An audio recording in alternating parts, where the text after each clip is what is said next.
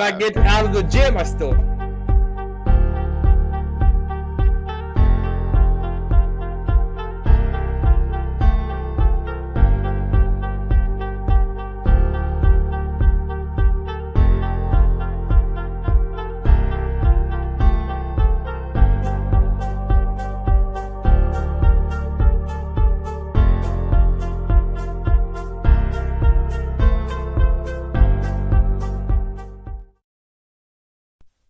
Chains by Boss. Chains by Boss is now the official sponsor of the Cowboy Up podcast. If you need your custom cowboy chains, you go to Chains by Boss. You can find them on any of your social media. You can find them on TikTok, Chains by Boss on TikTok. You can find them also on Instagram, Chains by Boss, and you can also find them on Facebook. Chains by Boss will deliver the hottest new cowboy chains for you, and we recognize them as our official Cowboy Podcast sponsor. Thanks. And always, Dallas Cowboys for life. Peace. The Cowboy Up podcast would love to welcome Vosqueros Gang as our official sponsor of the Cowboy Up podcast. Vosqueros Gang has all your custom stickers, your custom towels, your custom tumblers, anything you need to represent your team, such as those Dallas Cowboys or even those hated San Francisco 49ers. Vosqueros Gangs have you. You can find them on all social media, especially Instagram and TikTok. The Cowboy Up podcast welcomes Vosqueros Gang as our official sponsor of the show. As always, Dallas Cowboys for life. Peace.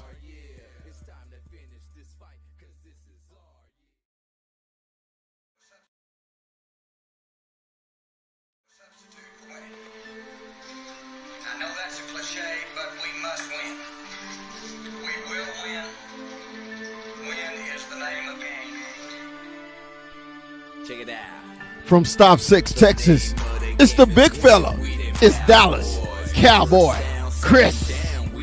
And from the 915, El Paso, Texas, it's 21, Armando 21. And from the capital city of Texas, Austin, the Hill Country, is our man, Retrofit Sports. It's Rue. And from the great state of Arizona, he's Mikey 520. Stephen A. Smith will admit this team right here is legit, cause this is our year. This is our year. No wonder they be hating, cause this is our year. This is our year. This is our year. It's time to finish this fight, cause this is our year. The name of the game is win, we them Cowboys. First down, second down, we them Cowboys. Third down, touchdown, we them Cowboys. Everybody over here be some Cowboys. We be die hard. We be die hard. We be that blue. What's up? What's up? What's up? Man, we are back. We are back. We are back. Welcome to the Cowboy Up podcast. Man, we had to take a week off, man, to reboot, after we saw that crap that happened, last week, whatever. I ain't gonna talk about that.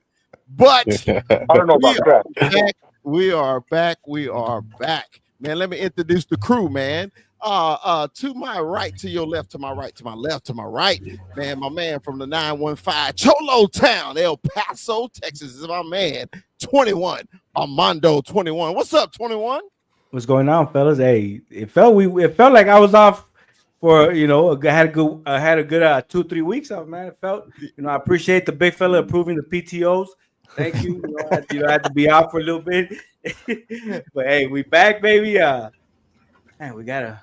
It looks like this. We got this new coaching squad, man. It's I don't know, man. I don't know how I feel about it, but but I'm excited. We'll get into it. All right. And man, from the hill country of Texas, man, the capital city, man, it's our boy, Retro Fit Sports Hook'em. What's up, baby? Hey, Canada, we'll see you on Thursday, baby. Been sharing hockey fights and stuff, man. Oh man, that was beautiful. I love that whole thing. I just wish they would have won that third game because Jake was in for the third game. But I'm telling you right now, that second goal that Sweden had on Jake, that was the nastiest thing I'd ever seen. He hit that right over his glove hand, over his shoulder, and it was just Nobody like gives a shit. corner pocket. It was beautiful. It was a ridiculous shot. But damn it, let's go USA, taking down Canada on Thursday. All right. And man, from the great state of Arizona, he may have a lot of diseases around him, and don't be getting close to him. It's our man, it's Mikey 520. What's up, Mikey? I don't know what was the worst thing uttered.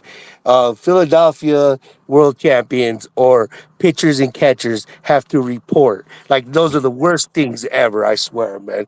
Bear down. All right. Hey, man, and hey, our player personnel director of the Cowboy podcast is our man from the great state of Arizona. It's Kuiper AZ. What's up, Kuiper?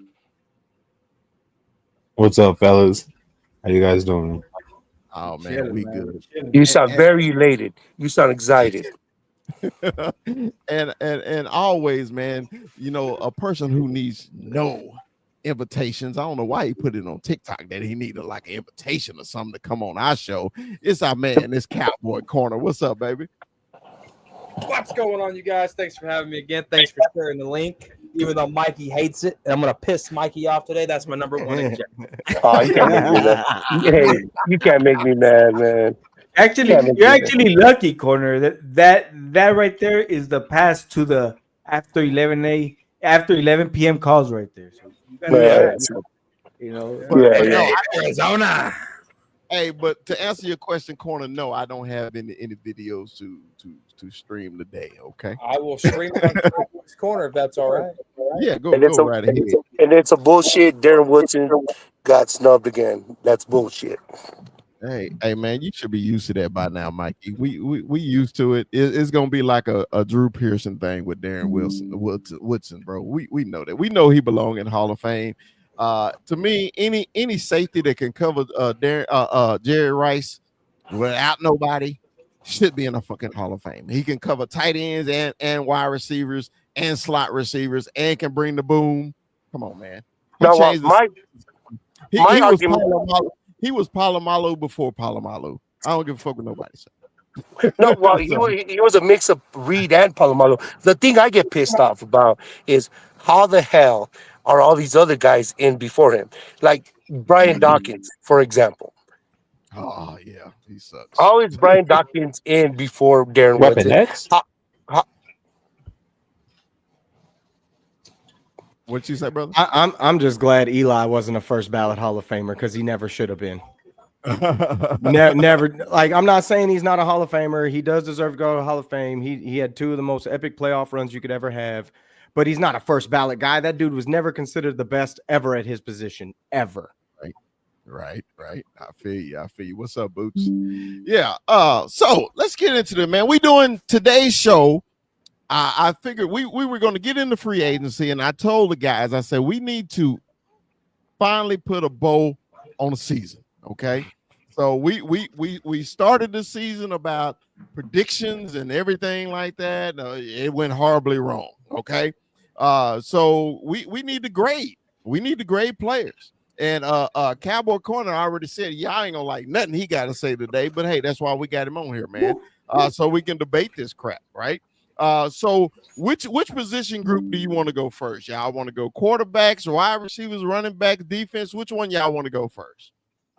Let's go safeties first. You want to go safeties first? Oh, Safety. Oh, he said, "Let's go safeties first." Let's go safeties first.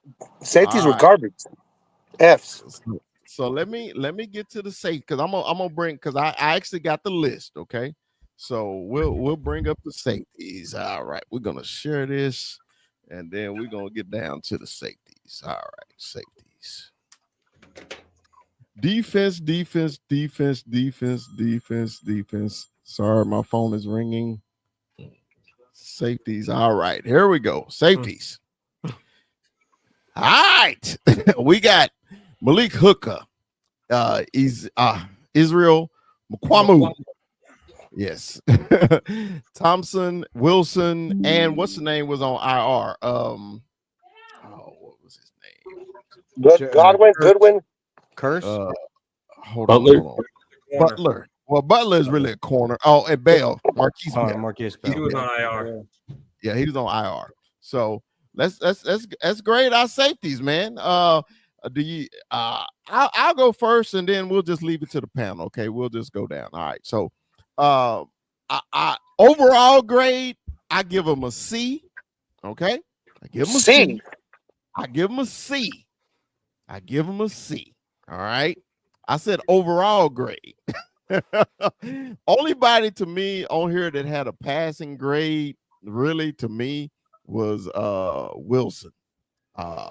In what area? Huh? In covering? Bro, we just saying an overall grade. We're giving an overall grade. Okay.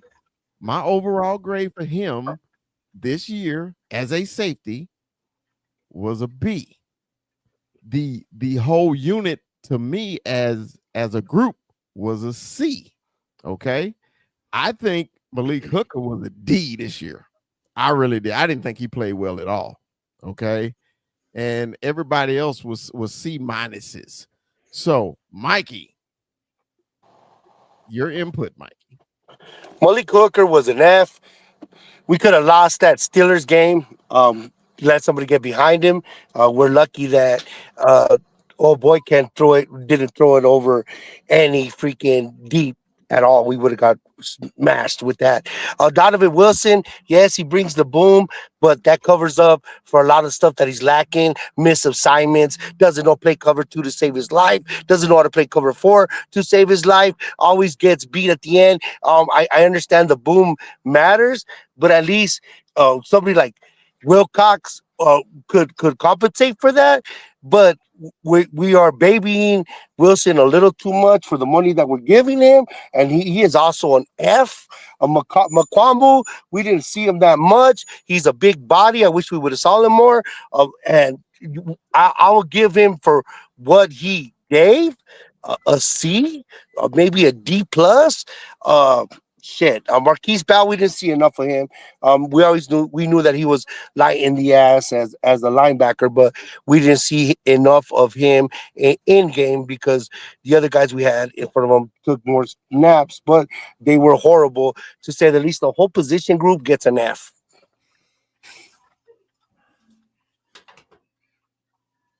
$21. Your grade for the safeties. Overall, I'm gonna go with a D, and the only reason is that because you know what, at the end of the season they stepped it up. They gave us a little bit more.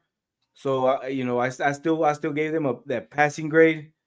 But to me, Wanye Thomas, let's start with Wanye C, and he had some good what is it called, special teams plays. He had a lot of good special teams plays.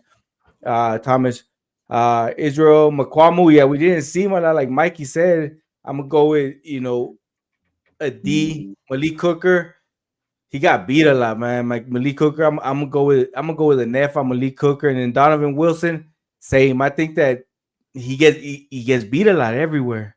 I'm gonna go with the F on Donovan Wilson. All right. 20 Rue, your grades of the safeties. I mean, I'm with Mondo, man. It's like D's get degrees with this group just because it was kind of a mess, and it really started out very sloppy. And for Donovan Wilson, I felt like he looked like a shell of himself. It didn't look like the same Donovan Wilson I was used to seeing, and the way he had performed in years past. To see him this year, it was almost like it was just an off year for him. Makwamu was probably one of the ones I wanted to see more of. Just because every time I feel like he was on the field, I felt like he made an impact in different places. I wish I could have saw more of him. But I'm with Mondo in terms of how they performed at the end of the year. I feel like at the end of the year, they really kind of came together as a group, and it was a better performance from what we saw in terms of how they were performing as a whole. Because we can't forget this side of the ball did take a lot of hits throughout the season, so it was really a mess all year for this group. Right. All right. We'll say corner for last because I know he got hot sports opinion. Kuiper, your grade for the Cowboys safety as a player personnel director.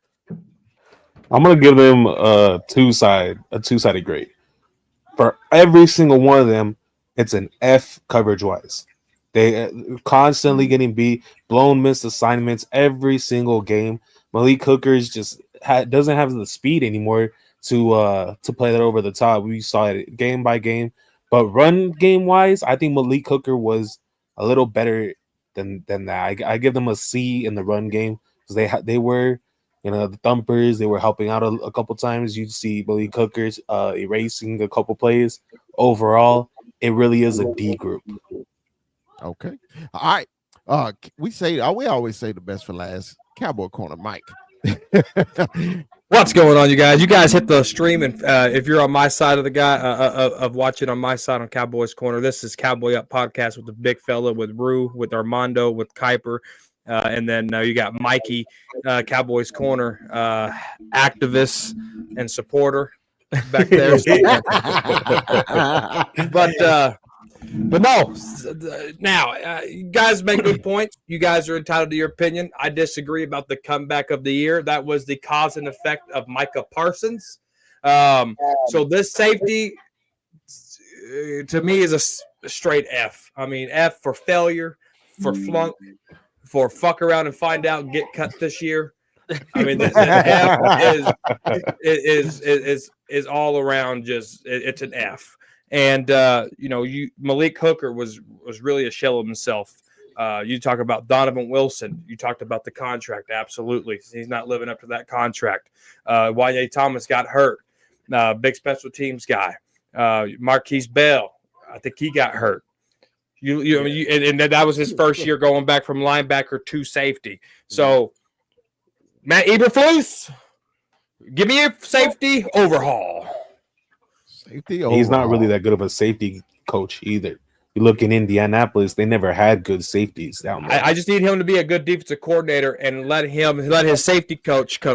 Need to get younger at that spot too. I mean, you look at Malik, he's 28. You're looking at Donovan, he's 29. They'll be 30 and 29 next year. Like it's. It definitely needs to be in the top 3 rounds. Honestly, I feel like you could get it in the 4th, 5th. I think it's definitely possible to do something in the 4th and the 5th.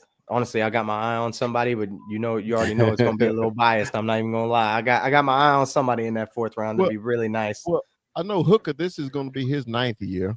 And Wilson is going to be his 7th year. So, yeah, I think we safety overhaul. Yeah, safety overhaul. I agree. All right. So we're done with the safeties. Where you want to go, corners or linebackers?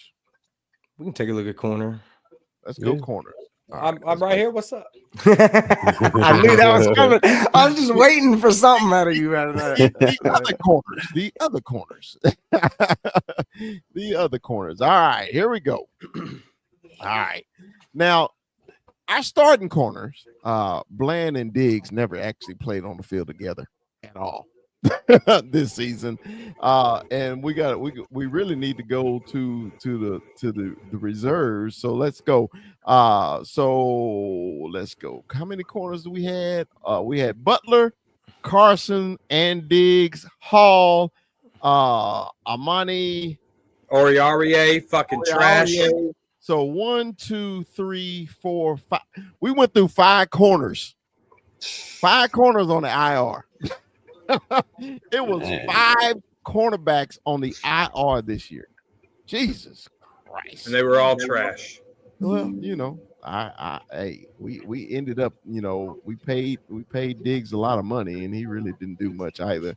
So cornerbacks, I give them a failing grade too, man. I give basically all of them D's or F's, except for Jordan Lewis. He always get an A. All right. So Bump that average up to a D plus. At Michigan. Yeah, so Jordan Lewis always get an A in my book. So 21, we'll start with you, man. Anyone in particular? We ain't got to go through every one of them, but let's just do our four that played all the time. Diggs, Bland, Lewis, and what was his name that got hurt? Carson. Yes. Kalian Carson. You know, I'm with you, big fella. These and Navs all around. Deron Bland, I'll give him, like, I'll stick him with a D because he this dude came back and he played all right, man. He played all right. There was some games where you saw him lose coverage, but these and Navs all around. We hardly got to see our starters, which is Diggs, Bland. We hardly got to see them together. It was just, you know, Rue talked about it earlier with the defense this year, you know. So these and Navs all around for me. Dude, yeah, it's frustrating. Rue, you're great on our cornerback, our defensive backfield, brother. This was a direct result of the lack of pressure that we had all season long. We couldn't get pressure to save our lives all year long, and it didn't matter how good these guys would have played or didn't play or whatever. When you can't get pressure on the quarterback as a defense in the NFL, your corners are going to suffer from it, and they were a direct result of that. On top of everything else, where simply put, our two starting corners never played on the field together at any point this season. So when you're looking at that, it's hard to give them anything other than an F, right? Because I mean, they were getting torched, and it was ugly even in the beginning. So, I mean, we had Kalen in there for a couple games, and then we lost him. You know, I mean, he had to start as a rookie. So it's just like this whole thing in the secondary was a complete rotation all the way around, up and down, and you know, you get what you reap what you sow with that, especially when you're in the bargain basement throughout the entire offseason. Dude, and you said it right. Bargain basement. All right, Kuiper, AZ, man, your grade for the corners. I'm really wanting to give them an incomplete because the rotation on them in and out of the IR on every single one of them was just ridiculous. And then you nailed it you nailed it right there, Rue, on the pass rush. You can't really grade a cornerback if he has to sit there in coverage for 8 to 9 seconds every single snap. That's the most unfair thing to do because he's gonna get toasted every single time. The NFL is just made not for corners, for wide receivers. So I would say Jordan Lewis gets the B. Everybody else, I really don't feel that great about giving an F to, other than Booth. Yeah, we love you, like Jordan. dog shit. We love you, Jordan. We really hope you're here next year. I'm not mad. Maybe not corner, but the rest of us love your ass. Right. All right, our corner. You're great. You're great on the corners. Corner don't love nobody. He's merciless today. He's got the cutout. He's the guy's office you don't want to walk into right now. I've been waiting ever since I seen my TikTok response. I said, man, he gonna be on fire today. Go ahead, corner. I will start with the positive. Josh Butler was a positive. All right. Yes. But I really can't grade him, but what I seen, it was promising. So that ask me next year about Josh Butler. Okay. Jalen Carson, the training camp hypester. Seatbelt Carson is what Dak Prescott named him. Unbuckle the seatbelt and fly through the windshield. That's exactly what he did. It was a car wreck flying through the windshield every time he was on that field. He needs to change his number, throw 21 in the trash. Do not disrespect Dion. He will never be Dion. Don't disrespect me, man. Come on. Ouch. It is time for Kayla Carson to get like a bum number. What was Jason Witten's first number before he was 82? It was like 63 or something. 49. 49. Give Kayla Carson 49. 49. Trayvon Diggs looked like he was still coming back from injury. Complete disaster. And then you had let's start back on the top of the list here. These son of a guns got me all fired up. Ron Bland coming back from injury. It is what it is. He had some highs and low moments. So Josh Butler, Deron Bland, they're on the okay list. CJ Goodwin's a special teams ace. Didn't take a snap at corner. He's okay in my book. Jordan Lewis, the dog. All right. He was okay in my book. Now we get to Aurier, the disaster corner. All right, he made Brandon Carr look like Patrick Peterson. Wow. No, Brandon Carr was all right. Damn. Brandon Carr was all right. Wow. Aurier Brandon Carr was all a right. disaster. I don't know how he still has a job. All right, and then you got Keenan Hall who really didn't see the field. But my guy that needs to be ran over is Aurier. Get that guy out of here. Get him out of here. Complete disaster. Ouch. Okay. All right, Mikey. I love know you came back in. Mikey, grade our corners. So it sucks to grade our corner because our injuries really riddled our secondary period. But yes, Josh, the Butler kid, it broke our heart because he was just another USFL kid, a local, Fort Worth kid, and he played out of his cleats, and then to get hurt, it sucked. Especially on the heels of Overshown getting hurt, it just sucked. He was so Bland, good, too. Yeah. Bland was bland. Diggs was obviously hurt. They're incompletes. Let's give them eyes. All right. Okay. Oriarie or OW, he was just a body that made a horrible mistake. If he played for Jimmy, he would have got cut. One, and then yes, Jordan Lewis was our dog. He was our dog in all the spots everywhere we put him, and that's why he's somebody we need to bring back. Just because he brings that to our defense. Our defense really, our secondary suffered because we couldn't pressure the quarterback. It suffered immensely when Michael Parsons got hurt. And we didn't have the depth. Our depth was Dante Fowler, Dorrance Armstrong. Those guys were doing it just unfortunately on another team. So our secondary sucked because we couldn't. They were designed to be good because they were, coming off of what our defensive line does, and that always makes it better. Plus, our best stars were hurt. And then there's another dude you're not talking about. I like Ukwamu as a CB. Not enough snaps. I just want to see him more. I believe he's a free agent, but again, I'll give them a D-. All right. Mikey, do you have to wear glasses? Only when my blood pressure is up. Well, I think you need to get a blood pressure machine next to you when you're watching the game, because if you like McQuamu, I think you need some glasses. Man, we could go over each other's acumen, dude. Like, I'm tired of you. Just because you're the oldest established doesn't make you always right. Raise your hand if you like Israel McQuamu to start at corner. Not a lot of hands raised. I didn't say start.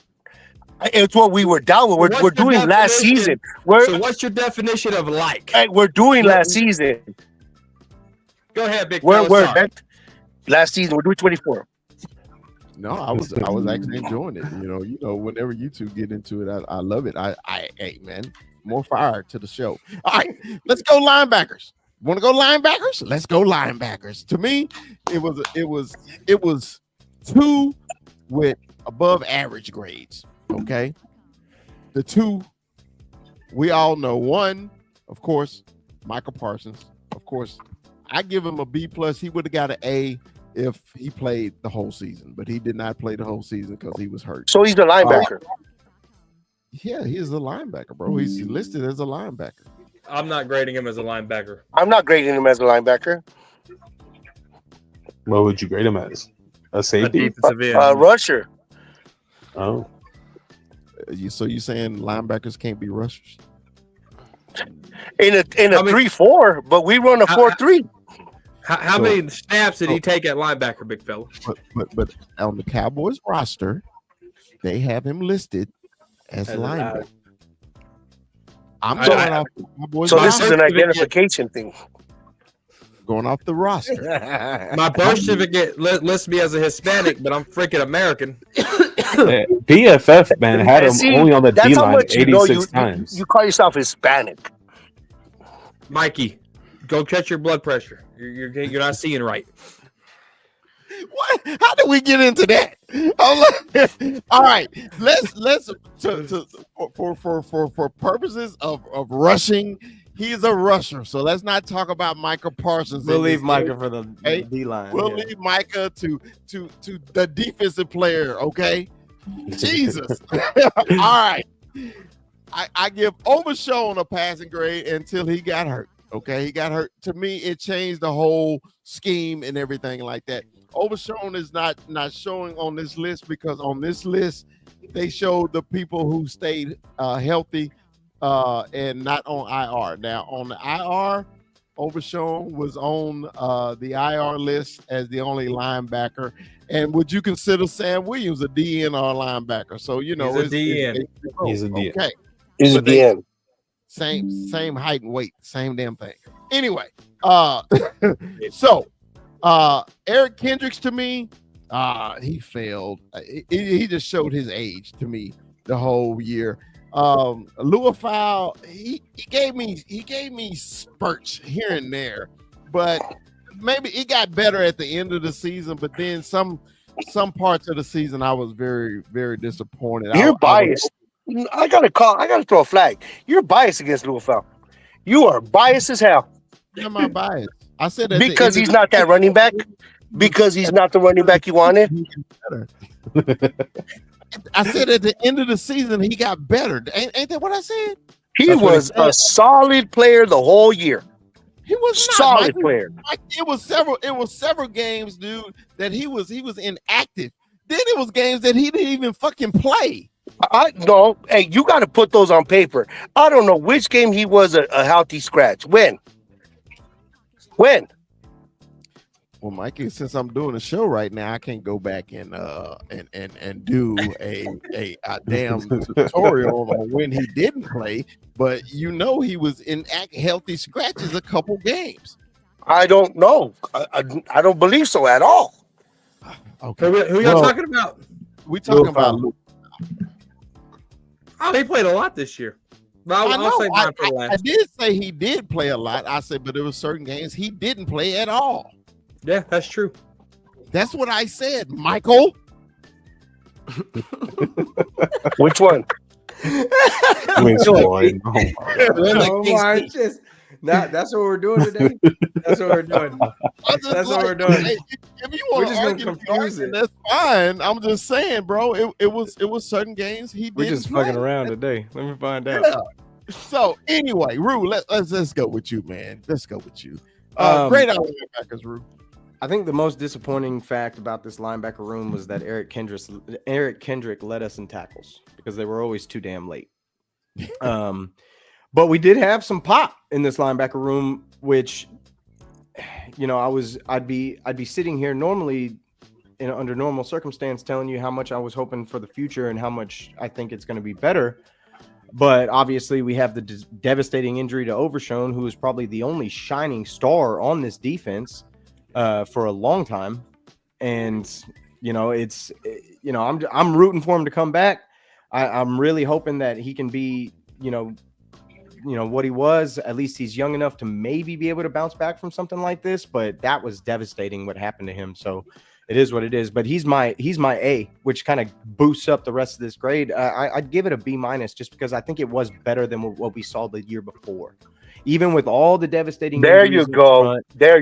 Even with all of everything that happened, this was the only group that performed as a whole better than the rest. Even with all the chaos that was going on around them, the linebackers I felt like were better this year than they were last year. I wish because they were actual linebackers. That's true. That is a good point. They were actual linebackers, and I'm not entirely. You know, I'm not going to poo-poo on this group because I feel like they were the ones that gave us the pop to begin with. And they were the ones that kind of outperformed everybody else and carried the defense. So if I'm going to give anybody, you know, if I'm going to give any group on this side of the ball the best grade, it's going to be this group. And I'm going with that B-. B-. All right, 21. I'm going with the B+, and only because last season when we were on the show, we talked about what we wanted to beef up, and that was the linebacker core, right? And I think everybody here on the panel will agree that linebacker core got better than what we had seen the previous season. So I think they just overall, they each and everyone had their different moments, but it improved. We lost Overshown. That was like everybody is. To me, it was the highlight of the season, pretty much for the Cowboys. Right, getting to see what we were gonna get in Overshown. Unfortunately, he had that injury, so we didn't get to see a full season. But to me, this is a B plus because we had improvement from the season before. So B plus for me. Dude, I was looking at this roster for the linebackers. Every linebacker we have is 6'2", 6'3", 6'2", 6'3". And the weight, look at the weights. All the weights were basically the same. Everybody was right at the same thing. So, even Michael Parsons / I mean, anyway. all the boys at his position got like 20, 30 pounds on him. Yeah. So anyway, all right. Kuiper AZ, man, your assessment of the linebackers this year, brother. I think they were an average group. I'd give them a C to a C plus. Yeah, they did get better, but at the same time, they were still an average according to everybody else in the league. Like if you in comparison to every other group, you had Eric Kendricks. He was a veteran. He was just the slow veteran that was there to be the guy to kind of hold down his spot, but Luafau, dude, he got better as the year went on, and that's what you loved to see as a rookie. As a rookie, you needed to see him get more snaps throughout the year at the end of the year, and he got better. I think he deserves the B minus C plus. I'd give Kendricks a C minus D plus.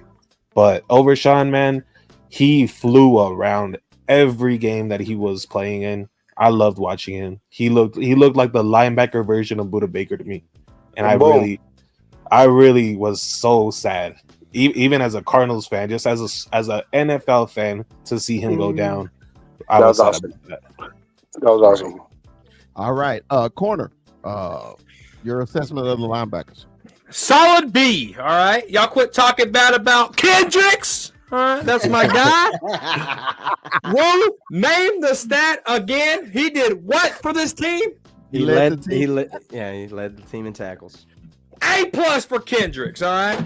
All day long, 365. Awesome. Damone Clark, he wears number 18. 18 reasons to kick his ass off this team. Lying his ass. Doc's still blocking him. Buddy Johnson, all right? Buddy Johnson, he had some moments this year. He's a special teams guy. It is what it is. Maurice Luafau. He got hair like Kendricks. He's going to be a beast, all right? The future is bright for Maurice Luafau, or Marist. It's Maris Luafau. I would say Maurice. Sue me if you want. Overshown. That's my dog out of Texas, all right? He's going to come back in November. Y'all mark down what I just said. He's coming back in November, all right? Please. Who am I missing? You said, Nick Vigil. Yes, he had a great game. Great game. I like Nick. I thought Nick coming in here, 11-year vet. I thought he made his presence felt on special teams. I thought he made his presence felt stepping in when Overshown went down, stuff like that. Solid B plus. So don't ever talk about Kendricks like that again. He's losing the step, man. You know what's funny? But he is slow as shit, and he's slow as shit. So hey, check this out. This is gonna blow your mind right here. Guess who led the team in interceptions? Eric Kendricks. According to ESPN, he had 2 interceptions on the season. He led the team. Dude, how crazy is that? The last 2 years, that's insane. 3 years. That's nuts. We have been interception monsters for the last 3 years. We only had our guy who led the team only had 2, and he played linebacker. That tells you everything you need to know about what happened. That's Jeff Heath. That tells you everything you need That's to know so sad. about what happened when Jeff Heath led. That's sad. God. That's Jesus, insane.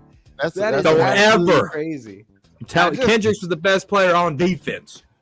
No, That's no, no, no. that is You need to no, relax with that. oh, But you know no, what? He no. was Straight away. essential. He was essential. You bounds now. You done overstepped your bounds now, bro. Did I go now? Who was healthy all year? Who was healthy all year? Oh, he Missed probably two missed. I think he games. missed No, a he couple missed games. games. He That's why missed. Vigil he played. wasn't healthy out here. Everybody on this defense mixed games. That's Goddamn, true. That Well, is that's true. true. Not he missed Maris the least Luafau. amount of games. Not Maris Luafau. Not I- Maris Luafau. That's the Not Hey, healthy. you know what? Max. You know what, Mikey? I That's did the check on PFF though. Louisville did have snaps every single game. Yes. I'm trying So to tell you. so that means our producer, our host is very wrong. All right. So, Oh, Damn. I'm gonna bring this other. Damn. Uh, Damn, Felicia. you know I Damn, was Felicia. All right, Mikey, give us Shots give us your fired. grade, Mike. Mike, we need Well, you. no, honestly, with Kendricks. Kendricks was essential to our defense, and Rue made an astute point because yes, we had to grade him on a curve because how horrible and how the our this room was the lightest room that didn't look like this room. We had people in this room pretending to be that they were part of this room. They were imposters. And we used to say lie in the ass, lie in the ass. So from that's where I'm grading. I'm gonna say a solid B. Kendricks was essential. He was the general. Yes, he was a step slow. Yes, sometimes he would be on the dirt because he would dive. If he was faster, he read it, but he wasn't. He's not the young man that he is. And we saw Sean Lee go through it, and it sucked because he was the dude to the ball and he was slow.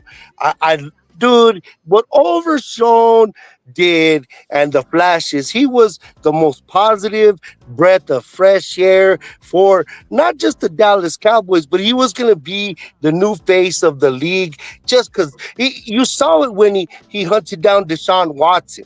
And I know saying that now doesn't mean nothing, but it was a beauty. His closing speed was ridiculous. The bat and the pick six was his own highlight. That was his cherry on top of his highlight of his season, and it hurt all our heart. And I love that I raised a good kid.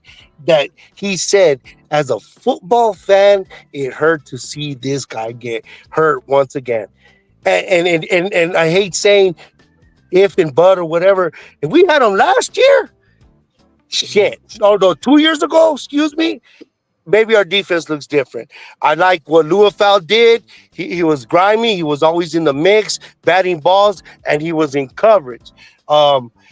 Damone, fuck Damone. Dawkins, we saw Dawkins threw him out of the club against the Bills, and he's still out the damn club. Nick Vigil was serviceable, but out of all the rooms that improved from last year to this year, this was maybe the biggest improvement. I'll give them a solid B, and it sucks. It really sucks with what happened with Overshown because we could say him and Luafau would be the tandem that we'd be looking forward and looking for a new piece in this draft. But it's attrition and it's football. But yes, he played in every damn game. Bullshit. D-line. All right. So let's talk about the damn D-line. I'm including the edge rushers on this too. So, we ain't got to go back and forth about this. All right. So D-line, let's go. Defensive ends. Brown, Ghoston, Nealon, Lawson, Watkins, Wheat, Jackson, Joseph, Odigizua, Rogers, Mozzie, and Parsons. Posted. And Tank, I'm always hurt, tired ass Lawrence. D-line, since y'all wanted Micah Parsons in there, you got to give the D-line a B just because of Micah Parsons. The other people that actually was just to me played decent. Diggy Zua, Mozzie get a F plus. It was F minus last year. It's an F plus this year. Uh, Damn it. yeah, dude, I hate. You know, No, Mozzie made improvements. He did. He said My He had grade. F one good minus to game. F plus. This is Just my because you grade. make 2 more tackles doesn't mean you improved. Yeah, this is my grade. Shit, didn't nobody interrupt you when you was grading. God damn it, this is my grade. I know. Well, because you let me dead last.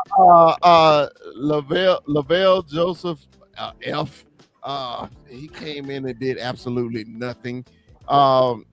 Rogers, the rookie, did he even get on the field this year? Wheat. Justin Rogers is on there. He got cut. He wasn't even on the Yeah, team. oh, He I got think cut. they just Yeah, they exactly. Yeah. So Nealon, he got hurt early. He showed me glimpses, the rookie. He showed glimpses. Chauncey Golston, did he do anything? No. Yeah, he did. So, Yeah, he did. Yeah, he did a did. lot. yeah, okay. I think I'm tougher. I think I'm tougher than Corny is today. I was like, yeah. I ain't done yet. He was okay. So me, like I said, I give him a B. But we'll start with 21. 21. Your grades for the defensive line, that including edge rushers. I guess we got to give him that passing grade for Micah, right? So but again, this whole line, I'm gonna go C, right? But it's just we had a lot of injuries too. Obviously, with Tank out, Micah was out most of the season. I want to say, right? So we had a lot of back and forth with different players. So I'm going C. Man, it was tough, man. They ran that ball on that line. There was a lot of people hurt this year, bro. Yeah. It was so many people, especially on the defense. Mash unit. All Mash right, Rue. If we can hear you over the interrupter, can we get a grade on the defensive line? The defensive line gets an absolute F. The defensive line was the problem this entire season. We got no pressure. Our leading sack guy for this year was Micah Parsons with 12. He didn't even play for how many games? He missed 4 games. Did he miss 4? But he should. He He should. was on. There you go, interrupting. At the end of the day, the second leading sacker on this team was Chauncey Golston. He had 5.5. Behind him was Overshown. He plays linebacker. So there was no pressure from this D line. And I mean, call it an F plus if you want, or a D minus. But at the end of the day, this is where the heart and the soul of the problem of this entire defense was. We could not create pressure. True. We've been talking about it for every other position when it comes to the corners, the safeties, the linebackers. We even graded, like Mikey said earlier, we graded the linebackers on a curve because of how poorly the front four were. So I cannot give them a passing grade. As great as Micah Parsons is, last year, everybody was just getting shuffled, getting moved around. And at the end of the day, when you lose a guy like Sam Williams, who we're going into the season hoping to God that he takes that next step and he's going to be our next big threat opposite of Micah Parsons, and you got DeMarcus Lawrence, who's always been the anchor against the run game for this defense, who's getting older and needs to be gone from this team because you're not renewing that contract and I'm not bringing him back. Why? I hate that we're back here again because we need to focus on this D line because it needs to be fixed. We might not even keep Oso Digizua, who is another player who is a consistent player on this team, but he needs the one. He's playing the 3. He needs the one to be able to do what he does. We've seen him with a productive 1 in the 1 tech. He needs that help in the 3 tech. Oso Digizua is a great player, but even as great as these guys, some of these guys are on this defensive line, because Chauncey Golston, as a personal grade, he gets like an A for me. Great. But as a whole, if we're talking about the unit, this was the problem with the entire defense. So I cannot give them a passing grade, as great as some of them may have individually played. You're muted. All right, 21. Give me your grade on the defensive line. I already went big fella. All right, Mike, KZ, I'm sorry. Sorry, Kaipa. Oh man, I run grade absolutely F, absolute F.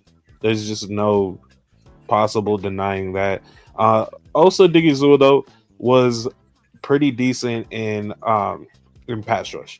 I'll give him a solid C plus, B minus in pass rush, but the edge group as a whole, I give them an incomplete.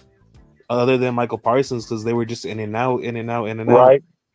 So Michael Parsons is obviously he changed the entire defense when he came back. He gets the obvious A plus, but this group needs an entirely new phase to it, especially in the interior, other than Michael Parsons. But something really needs to change because in 3 years, it's been a problem, that interior D line and teams running over and over on that inside. Yeah. Something needs to fucking change already. Thank you for saying that. All right, I want to hear it. Come on, corner, give it to me, corner, give it to me. Man, hearing you guys is I had a C written down. Then Okay. hearing Rue, hearing Mondo, hearing Big Fella, hearing AZ, I said, okay. I scratched it out. I put a D, and I'm gonna stay at a D. That's my group. All right. Individually, Chauncey Golston gets a B plus for me. I thought Yes, sir. when Tank went down, Golston did what he was supposed to do, and I think he had better production than what Tank would have had anyway. So I really give him a good B there. You look at Marshawn Nealon, my biggest disappointment. God, I really was wishing 94. That's another one that needs to change his number. Yep. Don't disrespect Haley. Nah, Don't that's disrespect bullshit. Ware. Don't. Randy Gregory shouldn't have had it. Nealon shouldn't have had it. Give it to a playmaker. Nealon is not that guy. Carl Lawson, B plus for me. I There like you number go. 55 out there on the edge. All right. I thought coming in here, you remember Cowboys didn't want him at training camp. He came in later. And he said, I'm here. I'm the dog of this. And he became that dog, all right? Tyra Sweet, I'll give props to him. I don't want to give him a good grade, though. Neville Joseph. We traded for that guy, all right? Big body, all right? I like what he we did. did trade for him. No, that was the other guy that we cut, wasn't it? Yeah, we But did anyway, trade for this old bastard got on the team and played well. He was like 38 years old and played good, all right? Also, Digizua, my guy, my franchise tag favorite for this offseason. You want a franchise tag Osa? Yeah, and the reason That's a big why number. because defensive linemen That's a big are number. $20 million a season. But here's He's what actually you do. 4 years, But 8 you million. don't, just because you franchise tag him doesn't mean he has to play on the franchise tag. It buys you more time not to lose him. It buys you more time to extend him. Just because you franchise tag him doesn't mean he's gonna go be on the book. Come on, guys! I thought we knew Cap here. I know it doesn't mean that you gotta We do. that you're not gonna resign him, but you're giving him I a got number. one more player. Mozzie Smith. Uh-oh. Drive down to Dallas, big fella, and drive his ass back to Michigan. I'm flying tomorrow. I'll be there. Drive his ass back to Michigan and tell him to pay for them storage fees that he didn't pay for at the beginning of his rookie year. All right? All right? And Yeah, leave his drag out ass that man. there. Gotta drag out that man personal business. And leave his ass. Because he can't pay storage and he can't pay dues of a first round pick. Say, This man don't I pay gave him shit. an L plus, corner. I gave him an L plus. You ain't got to go that hard on him, okay? Pick his ass up in Dallas and drive his ass back to Michigan. You ain't got to go that damn hard on him. And he might be a little slow coming off the ball. I mean, going in the car. Look, he had a good game against the Giants. Against the who? The Giants. Who's your local high school football team? He wouldn't even start on that team. Oh well, okay. He wouldn't start on that team. I can't even defend him. But hey, he need to go and do a strongman competition. That's what he really need to go do. Go lift some weights or do something When else. the guys lift up the weights, he's going to be so delayed. They're like, all right, lift up, and then he'll lift. Bro, it was funny. When he was Fat Mozzie at Michigan, he was unstoppable. When he lost all that damn weight, came to the Cowboys, and remember I showed y'all the picture when I was standing next to him and I was bigger than Mozzie and he was going to be defensive tackle. I said, oh, we're going to be in some trouble. All right, come on, interrupt. Mike, whoever you are, COVID, whatever you are. That's so passive aggressive for real. Anyway, so it sucks for our line because we didn't anticipate losing Sam Williams, on top of losing Dorrance Armstrong, on top of losing Dante Fowler. So, like Hall Grew said, we're grading this group on a curve and it's higher. And it sucks. It really does suck. When you think about what Chauncey Golston did, because he was an end and then he had to play inside to help Mozzie, and what he did, he held his end of the bargain. That's why I'll give that dude an A. Osa did regress because of the help that he had around him, but he is still one of the best players on this damn team. Of course, Micah is Micah, and as he should be that. Like you, when you do your job, nobody's gonna clap for you because that's the crown that you wear. Lawson, he came in and did what he had to do. If anything, that's one of the better acquisitions, the great value acquisitions that they had all year. We get a D-. D-. Tank Lawrence, he was hurt. And yeah, Nealon had his spots, and I don't know where the hell you get off saying that he doesn't deserve 94. He had an incomplete season. Like the whole rest of this damn defense, this mash unit, to get it right. And it was like this all year. This is one of those years. And one of the biggest groups it happened to was this D-line. And it started in training camp. First of all, he said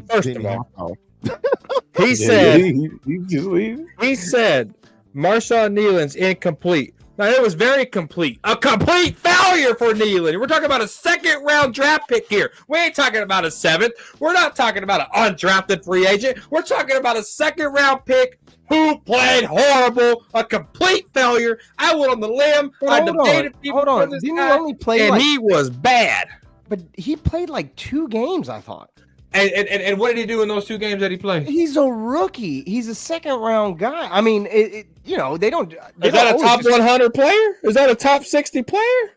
I mean, for rookie defensive ends, they rarely ever even crack 10 sacks in a full season. I don't want so they don't really do good.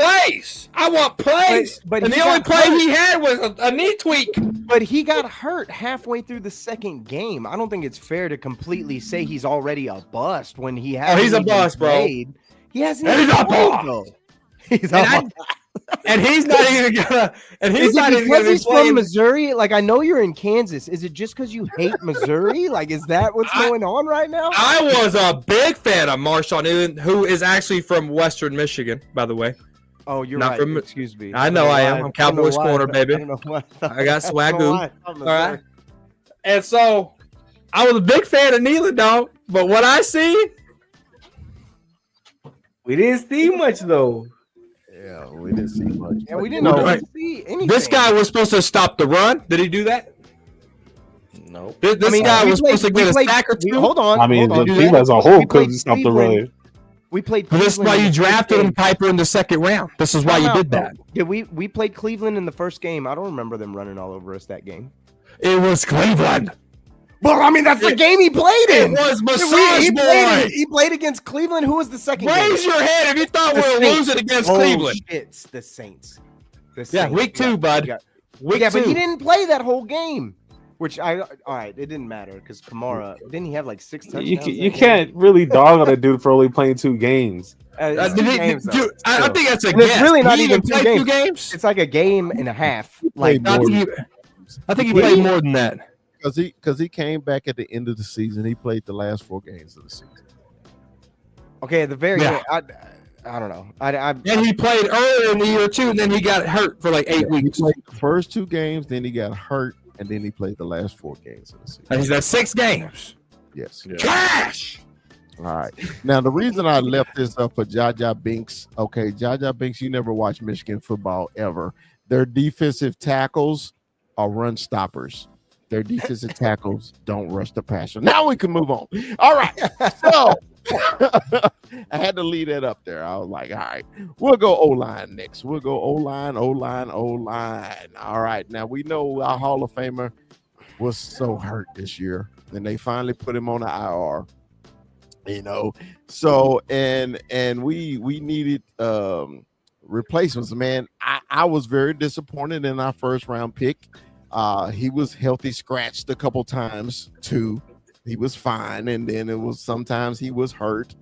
It was just that was the only Cowboy drafted first round pick that I'm still just like I don't know about yet.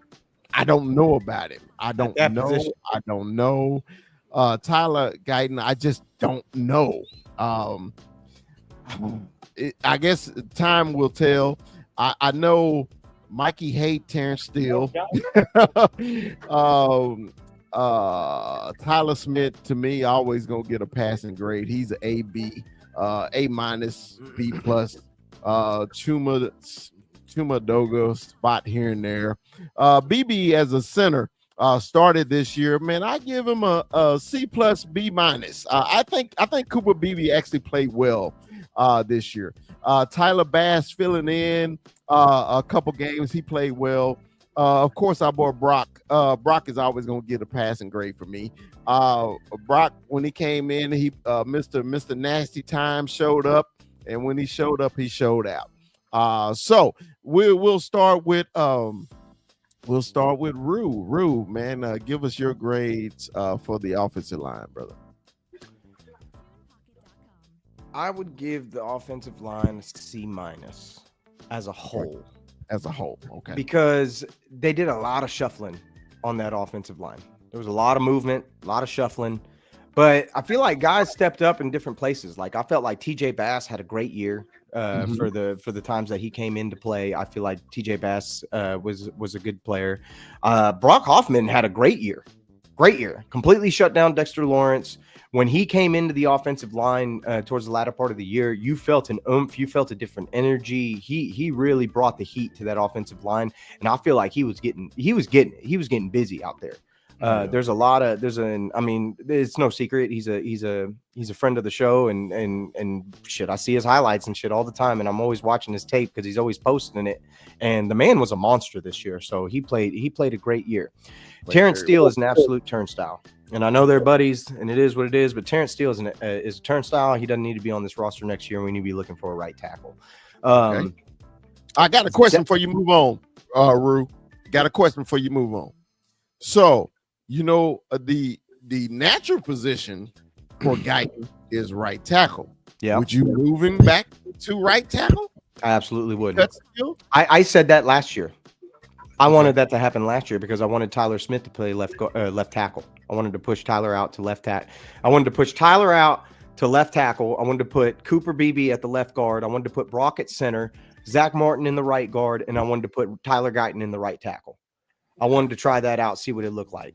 I said that at the beginning of the year last year. And that's the kind of scenario that I would have liked to see because Cooper played left guard in college. That's what he played at Kansas State. Awesome left guard. It would have been the natural position for everybody there. And I feel like Tyler Smith is immensely talented, and he would be a better left tackle than anybody we had playing that position on the team. Which again, he's the best left guard on the team as well. I'm not saying that, but I feel like that position could be saddled up with what we have in other pieces to be able to compensate for him playing left tackle. And I think he could be one of the best left tackles in the league. It is what it is. But I feel like this position just kind of got its bumps and bruises because the receivers couldn't get open and the receivers couldn't create separation. So these guys were having to work harder than anybody. So really, it's like C plus, B minus for me. I can't discount the fact that as much as they moved around, I felt like they did their jobs all throughout the year, and the O-line was not why we lost these games. Okay. 21, man. Give me your grade on the offensive line this year.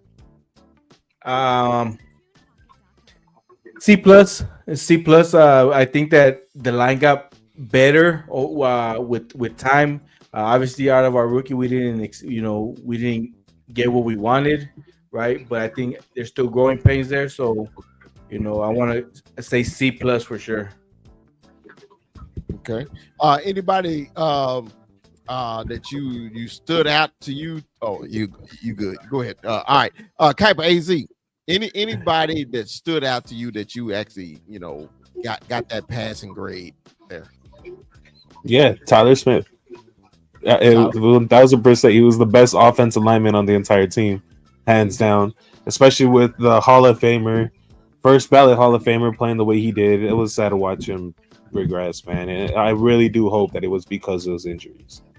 Really, I truly think that it was. But this group as a whole, the tackles, I give an F. Terrence Steele was absolutely dog shit, but Tyler Guyton looked like he never belonged on the left side. He looked so out of sorts. That was not the position he was meant to be at. He needs to be moved to right tackle immediately and his natural position.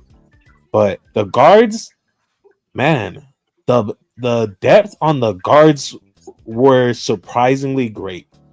Those guys really balled out when they got their numbers up, they balled out. And I still believe the best offensive line group for this team next season is on the team right now. If you bring Brock Hoffman back, it should be Hoffman at center, like Rue said, Hoffman at center, BB left guard, Tyler Smith left tackle, Guyton right tackle, and hopefully Martin at right guard. Yeah, because dude, it's just up in there. I don't think nobody knows if he's gonna come back or not. I want him to, man. I just want my Hall of Famer to finish out his career on top, man. I love Zach Martin so much, man. Even though he went to that horse trick at Notre Dame, anyway. But I forgive him for that. But dude, from day one, he stepped on that field for the Cowboys. He was been a starter. He's been elite. Okay. And remember last year I kept saying, man, I think he's hurt, man. I think he's hurt because there ain't no way Zach Martin had ever been thrown around the field ever. Okay. And then he was getting beat on simple no-name defensive tackles was beating him. And I was like, man, Zach got to be hurt. He got to, because nobody declines that fast on the O-line. Nobody. I don't care, man. It's been offensive linemen been playing 20 years and they still play like they're rookies, right? So when we found out he was hurt and the Cowboys finally put him on IR, I was just like, thank you. Because I'm tired of my Hall of Famer looking like he a third stringer, So I really want Zach to come back. I really do. I want him to come back completely healthy. And man, I don't know, maybe the new coaching staff will see what we're talking about, especially Mr. Nasty Time. Dude, when Cowboy Beat made that video and he said that he had enough of seeing Brock Hoffman online, I was like, bro, did you watch any of the damn games that he started? Did you watch any game that he started? He brought the attitude that we've been begging for. Us old enough to remember Eric Williams. Remember Eric Williams was that nasty player on the fucking offensive line? Brock Hoffman was the nasty player on the offensive line. Okay? He gave us something. He gave us something to look forward to. Man, the starting, especially the Washington game in Washington. Man, I'll go back and watch that damn game just to see Brock Hoffman's fights. I'm like, nasty. He's nasty. He's telling him, man, we're here to punch you in the mouth. Thank you, Brock. Thank you, Brock. And I can't help, man, but I tell you this: no matter what Zach Martin decides to do, because for me, Zach Martin, just like you, he belongs on this roster, whether if he wants to be on this roster. Yeah. But if we lost Zach Martin, Mhm. I like what I see from TJ Bass. I think TJ TJ played Bass really well, didn't he? really you could really put Cooper Beebe in that right guard spot, and then put TJ at the left guard next to Tyler. They already have the chemistry. I think it can work. I think it's definitely possible to still be a very successful, very good offensive line with that core group. And I think TJ can make that step up into being that official starter. Well, you know, man, I really get passionate about offensive line play. Okay, Yeah. and it just Tyler Guyton frustrated me so. It just seemed like he wasn't strong enough. You know, it just seemed like sometimes he got bullied. You know, he's big. He's a big guy with his 6'7", 6'8", but he's just not strong at the point of attack to me. You know, and then sometimes he get lazy with his footwork.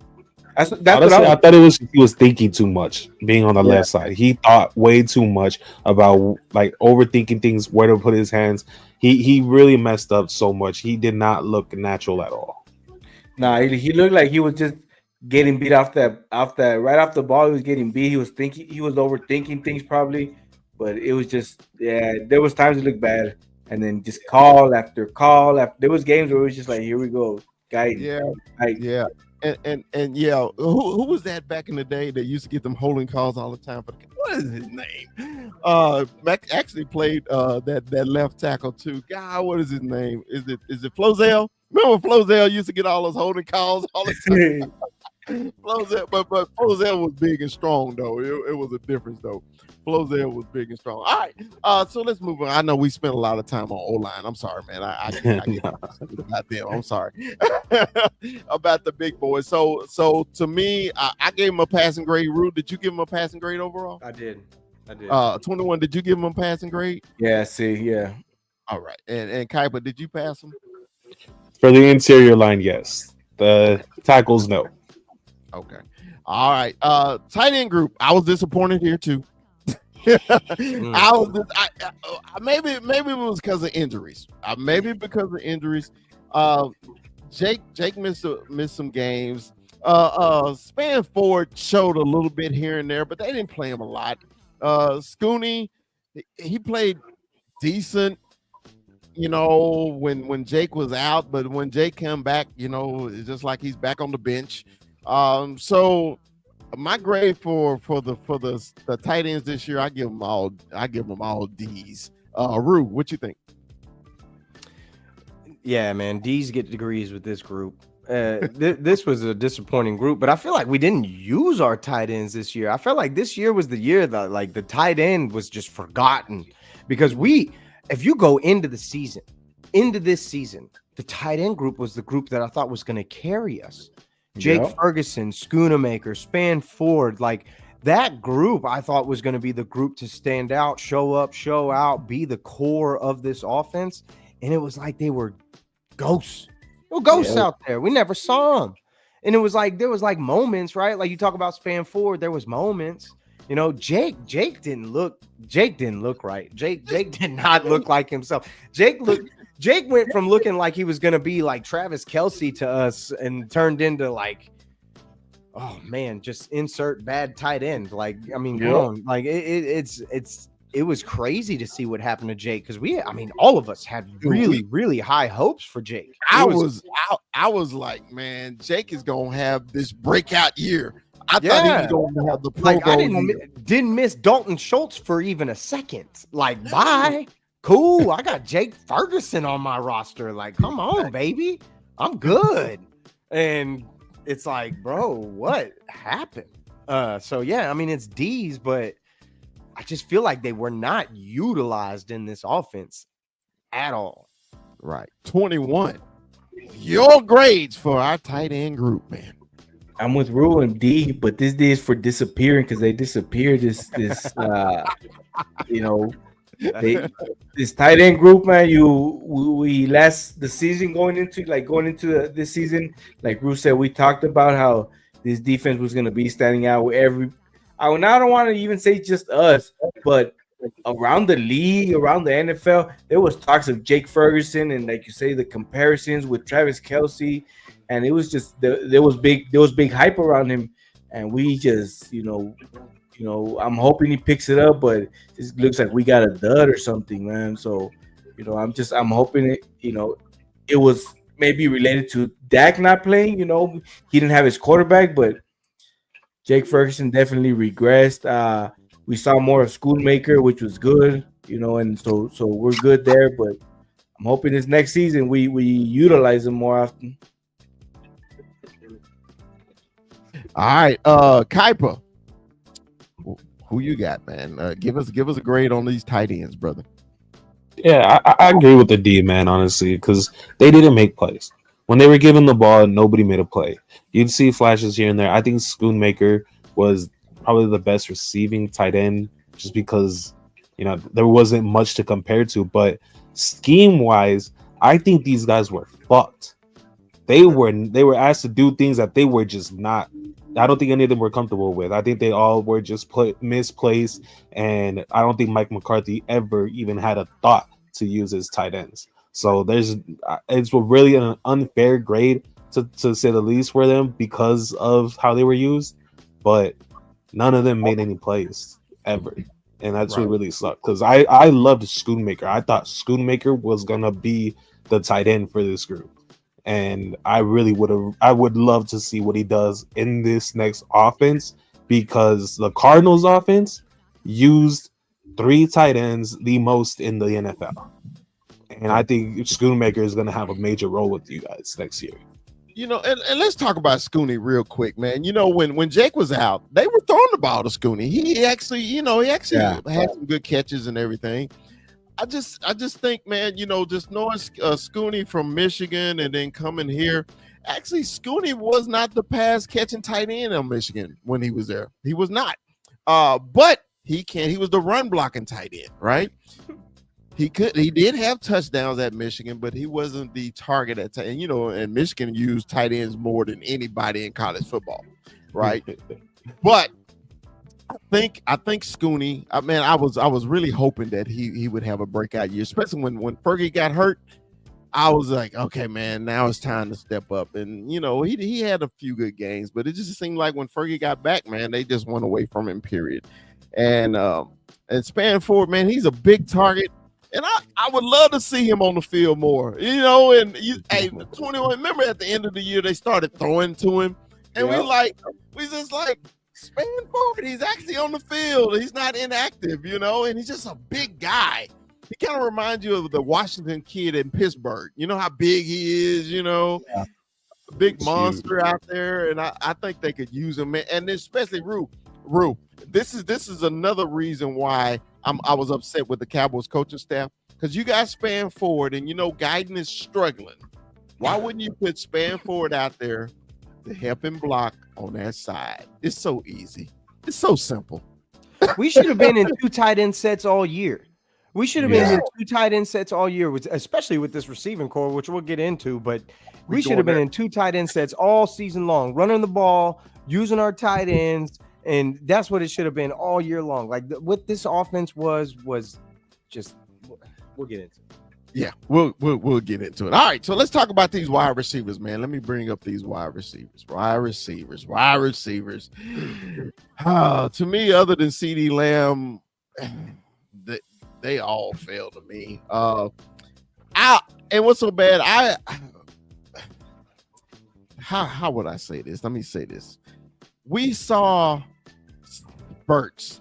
Jalen Tolbert actually had a good season this year. I give Jalen Tolbert a C. I'm not gonna totally dog out Jalen Tolbert. So I know Rue was looking for me to dog him out. I'm not gonna totally dog out Tolbert. It just seemed like sometimes he would disappear in games. Turpin, I still don't understand what Mike McCarthy was thinking. You got a weapon, you got a speed guy, and he sits on the bench the whole game. Okay. And the only time you saw Turpin is really at the end of the season when they shut down CeeDee Lamb. Okay. We traded away our fourth round pick for Mingo. He played. They tried to force him the ball at the end of the season, and he did absolutely nothing. I actually like Ryan Flournoy. I think he's going to be a pretty good kid. I think he'll be all right. Brandon Cooks will make Rue richer with signs and stakes. Stayed hurt this year. Jalen Brooks, he was all right. So my grade for the wide receivers, I give CeeDee Lamb an A plus. I think CeeDee Lamb had a wonderful year. But as the group as a whole, I give our wide receivers a C minus D plus. We'll start with you, Rue. Wide receivers. The wide receivers get an F, an absolute F. Okay. The leading touchdown receiver for this team was Jalen Tolbert with 7. And I'm not giving CeeDee Lamb an F. I'm giving CeeDee Lamb an A, but he can't carry the team on this grade. It just can't happen because this entire receiving core created no separation the entire year. And I'm really focused on those first few games with Dak Prescott, and we'll get into the quarterbacks obviously in a minute. But ultimately, this wide receiver core did nobody any favors. They created no separation. They did nothing to make people have to respect the run, or respect the deep ball. There was nothing about this offense that was electric. It was a stale, stagnant show that was carried by CeeDee Lamb, and he was the only shining star. Jalen Tolbert played better this year. I've been high on Jalen Tolbert since he was drafted. I think he played better this year. But we're getting into this part where it's like you need to start turning into Michael Gallup for me. You need to start being more consistent in your play because I feel like he was here and there and then he was gone or whatever. Brandon Cooks played 10 games this year. Had, I think it's 6 touchdowns, and I have it in front of me, so I'll make sure that I'm accurate with that. He had 3 touchdowns. 3 touchdowns on the season, and he averaged a whopping 26 yards per game. Get him off my roster.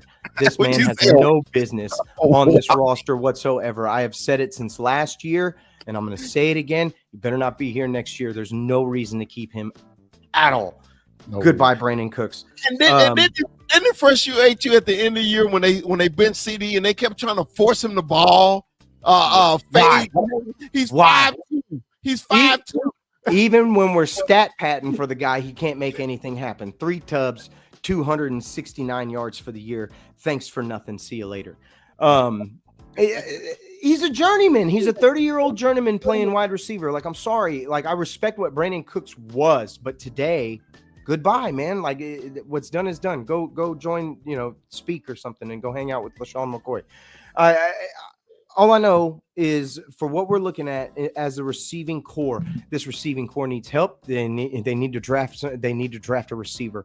And at this point, I'm really focusing on that because it's safety for me, it's D line for me, it's offensive tackle for me, and it's wide receiver for me. Those are the 4 big ones for me that I need to be addressed in the draft, and we need to get better at these positions because the wide receivers have not produced like what you would hope for them to have produced at this point. I guess with Tolbert, we'll see if he takes another step next year because he did take a stride this year. I'm not going to take everything away from him, but outside of him, it's a crapshoot. It's an absolute crapshoot, and it needs to be addressed. All right, 21. Let's talk about receivers. 21. Let's go. F plus, and there's a plus because that's CeeDee Lamb, right? That's that plus. That's the one that gets you that plus. But besides that, it was rough. It was rough. You didn't know who. There was games you didn't know who's gonna be the 2. I mean, was it Tolbert? Was it Flournoy at times? It was you just didn't know. Tolbert, I'll say we saw more of him just because we didn't have Cooks, right? We didn't have Cooks. We didn't have a true 2. So that's why I think Tolbert stood out to us. But this wide receiver core, we need somebody here. We need somebody here, whether it's addressed in the draft, whether we get surprised and we get A plus signing, not no great value shit no more. We need that fucking Target brand, not even Walmart. We need that Target brand. We need that good shit over here. So, not no fucking great value wide receiver if we're gonna get him. If we get surprised, but if we address something in the draft, that is one of the big things. That wide receiver, we need somebody because CD can't do it all, obviously. Let me ask you this question, 21. Okay, with the group of wide receivers, other than CD Lamb, who would be your playmaker? If you say this is my playmaker, do we have one on the Cowboys other than CD Lamb at the wide receiver position? There's not. There's not. I mean, who? Would you consider Turpin? If they utilized him more, Honestly, I want to tell you with Turpin, sometimes he takes some shots, bro, because this man is small. This man is small. He's not a big dude, and he takes some shots. So, I don't put Turpin in that wide receiver category just because we hardly do see him, but when we see him there, he shows flashes. But that's my Devin Hester there. Leave him where he belongs, and that's running them kick returns and them punt returns, right? Mm-hmm. All right, Kuiper AZ, man, grade our wide receivers, baby. Yeah, I gonna go with the D-, and I don't agree with giving CD Lamb an A. I'm sorry, he was so streaky throughout the entire year, and the man gave. Like there was games, dude, where he just looked like he didn't give a shit. He did not give a shit. When Dak was hurt, you saw a decline in his morale to me, and I really don't like that he got called out by Troy Aikman because of it too. But he started playing better after Troy called him out, though. Yeah, the second half, like he did bounce back, but because like you're the number one receiver, you're supposed to be a top 5 in the entire NFL. And you had to get called out by one of your team's greatest of all time in order to get better, in order to stop being a fucking diva.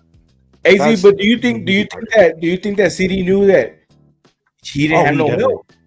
Oh, even if you don't have help, man, you'll see guys throughout the entire NFL, they'll still get double teamed and they'll still make plays. It's not about if you have help. Is if you yourself are gonna make those plays, right? And he did good. He had 101 catches, I think, for like almost 1,200 receiving yards, but 6 touchdowns too. Oh man, I think he needs to be a double digit guy for me to get him an A. So you give him a what? I'll give him a B. A B. Okay. Will, welcome to the show, man. I always love Will strolling through here, man. Will, we talking wide receiver grades right now, man. What would you give him as a whole? Real quick, turn down your laptop. You're getting all the feedback. That's my fault. You're good. Is that better? Yeah. Sorry about that. Overall grade, probably D-, and that's just being generous. Outside of CeeDee Lamb, there wasn't anybody else that was really doing anything. I was kind of disappointed in Tolbert. I thought that at minimum he was going to show you something that would make you want to believe that he could have passed Michael Gallup's usage. It just didn't happen. And then when you lose Dak Prescott in that Week 9 game against Atlanta, it was like a crapshoot after that. Yeah, when you lose your starting quarterback to injury for the season, it's like whatever you get out of the wide receiver group with a backup quarterback, it is what it is. So, I mean, but production aside, I can't give them anything higher than a B-. You didn't get anything out of anybody else. Brandon Cooks was hurt. They tried to force. For the life of me, I don't know why you trade a 4th round pick for Jonathan Mingo when they were getting ready to get rid of him anyway. I'm sitting up here like, why would you do that? This is the second year in a. I'm not going to rant. I promise when you sent me the link, I was like, I'm not going to rant. Go ahead. You're saying what all of us are thinking. Like you're not wrong. For the second time in a row, you flip a 4th round pick and waste it.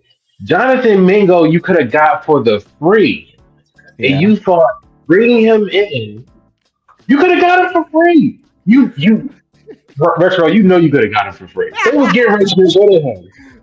He was going to be on the block. He was going to be on waivers. On waivers. So you took a fourth round pick. got him for free. You But took they a don't fourth spend. But round hey, pick. man. But Will, we don't spend money in free agency, dog. You know that. That's the other problem. I think I was listening when I was coming on my laptop. I heard somebody say it was it 21? He was like, "Yo, you gotta get active in free agency." Yeah, you have to. You can't sit up here and you know what? Well, we don't spend money in free. No, I'm not trying to hear none of that because you have the money to do it. Yes, you got to pay Micah. Yes, there's a couple of free agents you got to bring back from the Cowboys. But out of all of those guys that are going to hit free agency, you're not bringing all of them back. So you need to get active in free agency. It don't have to be the first week, but week 2, week 3, before you fall out of that, you fall out of the back end of the hot time when free agency starts. Yo, there's plenty of wide receivers that you can get to bring in. You got to get active, and if they're talking about grabbing a wide receiver in the first 2 rounds, they got to pull that trigger too. I'm hoping that they get what's his name? Terrio McMillan. I like him. McMillan's nice. If they end up going wide receiver in the first round, I'm 12. Yeah, if he's there at 12, he's got to make it past a couple teams. But if he can, that would be a great pickup. You pair him with Mario Hampton in the second round, and you got to go. If you're going to target a running back, I think the second round is going to be the hot spot because there's a lot of teams. It's a few teams that need running backs coming into the 2025 season. So you definitely want to grab like a Mario Hampton, either running back from the Texans, Travion Henderson. Yeah. He's getting a lot of buzz right now. Jenkins, the guy who's also running with him, he's getting a lot of heat. I think the second round, I don't think you want to push it too far. First and second round got to be like wide receiver, running back, wide receiver. All right, well let's talk about the running backs. Let's talk about them. Here we go. Let's see the running backs. All right. Just Trash. it was a wonderful list, man. Rico Dowdle. No, don't bring him back. Rico Dowdle. Hey, relax. I'm sorry. Malik Davis, and then what's his name that was on show? What one game from the Vikings? What's his name? Shit, Cook. Dalvin Cook. Yeah, Dalvin Cook. So our running back. Oh, and don't forget Ezekiel Elliott. Zeke was here too. Mm-hmm. So now overall grade for the running backs, a D plus. I give Rico a B minus, and the reason I give Rico a B minus because they decided to give him the fucking ball. They said, "Hey, Rico had 1,000 yards rushing." Can you imagine if they would actually gave him the ball in the beginning of the season when we said, "Hey, Rico is the better running back. Why you keep trying to feed Zeke?" And we knew Zeke tires was flat before when they cut him and he went to New England, dude. He was bad in New England. He was bad the last year he was with the Cowboys. The Cowboys, hey, let's bring back nostalgia. Hey, man, let's bring Zeke back because the family, he can feed him. Because remember the year Zeke wasn't here and we kept getting the ball on the 1 yard line and we couldn't punch it in. They say, hey, if we had Zeke, we could punch him in. But then when we got down there rarely on the 1 yard line, you didn't give him a damn ball. And the reason I give Rico Dowdle just a B is because he fumbled the damn ball on the 1 yard line in some games, and that shit hurt me. So you can't fumble the ball on the 1 yard line trying to punch it in. That's why he only gets that lower B from me. So we'll start with Rue. Rue, your grades of the running backs overall, and if you want to dwell on one, go at it. Jesus, man. All right. So this running back room is a direct reflection of Mike McCarthy's inability to be different, to change his Stone Age ways and fix what he needs to fix to make this team successful. I said it earlier, and I'm going to say it again. This team should have been in a 2 tight end set throughout the entire season. We should have been seeing that formation 80% of the snaps with the offense that we had because of the lack of separation that we were able to create with the wide receivers. If you would have utilized the running backs that we had in Rico Dowdle, Ezekiel Elliott should have never been on this team. We don't need to talk about Zeke because Zeke is not on this roster now, and he shouldn't have been on this roster to begin the season. That was a completely idiotic hire that made no sense whatsoever. I don't even know. You weren't even like, how do you even galvanize a fan base with a guy who's averaging 3 yards a carry, and then you're gonna not even play him in the preseason, making an assumed thing that he's gonna be my starter to start the year? It shows a lack of huevos from Mike McCarthy to be able to put his foot down and say, hey, this guy's too old to be playing starting running back right now in this league. And no disrespect to Derrick Henry, but at the end of the day, they're two completely different professionals. They may be the same age, but they're completely different as professionals. But that's all I'm going to say about Ezekiel Elliott. But Rico Dowdle, when he got his opportunities, made do with what he had. The man didn't get a real shot, and he still managed to muster up 1,000 yards. He had like 6 touchdowns on the year. And I mean, yeah, was it spectacular? No. Would I keep him as my second running back and keep him as that lightning to my backfield? Absolutely, I would, because he was a good player when he was given opportunities throughout the year. But this lack of production from this running back team, from this running back squad, is a direct reflection of Mike McCarthy's inability to be a real coach and to adapt to what he has to work with. He is trying to force things into what they can't be instead of just using what he has and adapting. That's why he ain't got no job. That's why he ain't gonna get no job. Bye-bye, Mike McCarthy. 21. Hey man, I know in the beginning of the season, I still hear it to this day. 21 say, give Rico the fucking ball. 21. Give us a grade on these running backs. Man, it was a tough year. It was a tough year, and we'll put it on to perspective just because of the people we could have had here, right? And so it was tough that this running back made their year again, right? The running backs, and for the Cowboys, we saw what Rico Dowdle did for us. We saw what Ezekiel Elliott didn't do for us, and I think that was all. I think to me, Ru, the whole Ezekiel thing was, we didn't get this guy, but hey, we're bringing back this guy. Hey. Yeah, right. Yeah, everybody was, that was the whole nostalgia thing because we didn't get the guy that everybody wanted that was in Dallas already, and so for me, this is this running back room. Even though we have Rico and I preached a lot of Rico, and I still think that this dude belongs on this team, right? And if we do draft, maybe as a 2, but I think that this man can be our running back, right? But I'm going with the F. This running back room was a failure this year. It just, we saw nothing, and it was tough to watch. Okay. Our player personnel director of the Dallas Cowboys, we talked about running backs in the draft, and we just sat there and watched them prance off the fucking board. Give me your grade, brother, for the running backs that the Cowboys did have on the roster. I give them a C, man, because they were not given the ball as much as they really should have. And the times where they were given the ball, it felt like putting Rico Dowdle in for your goal line back was just, it spelled disaster. He shouldn't be in there as goal line back. He's not built for that. So the fact that they didn't have that goal line back, that power back, third down, third and short back, really hurts the group's entire grade because they did not perform well in those areas. But yeah, Mike McCarthy fucked them.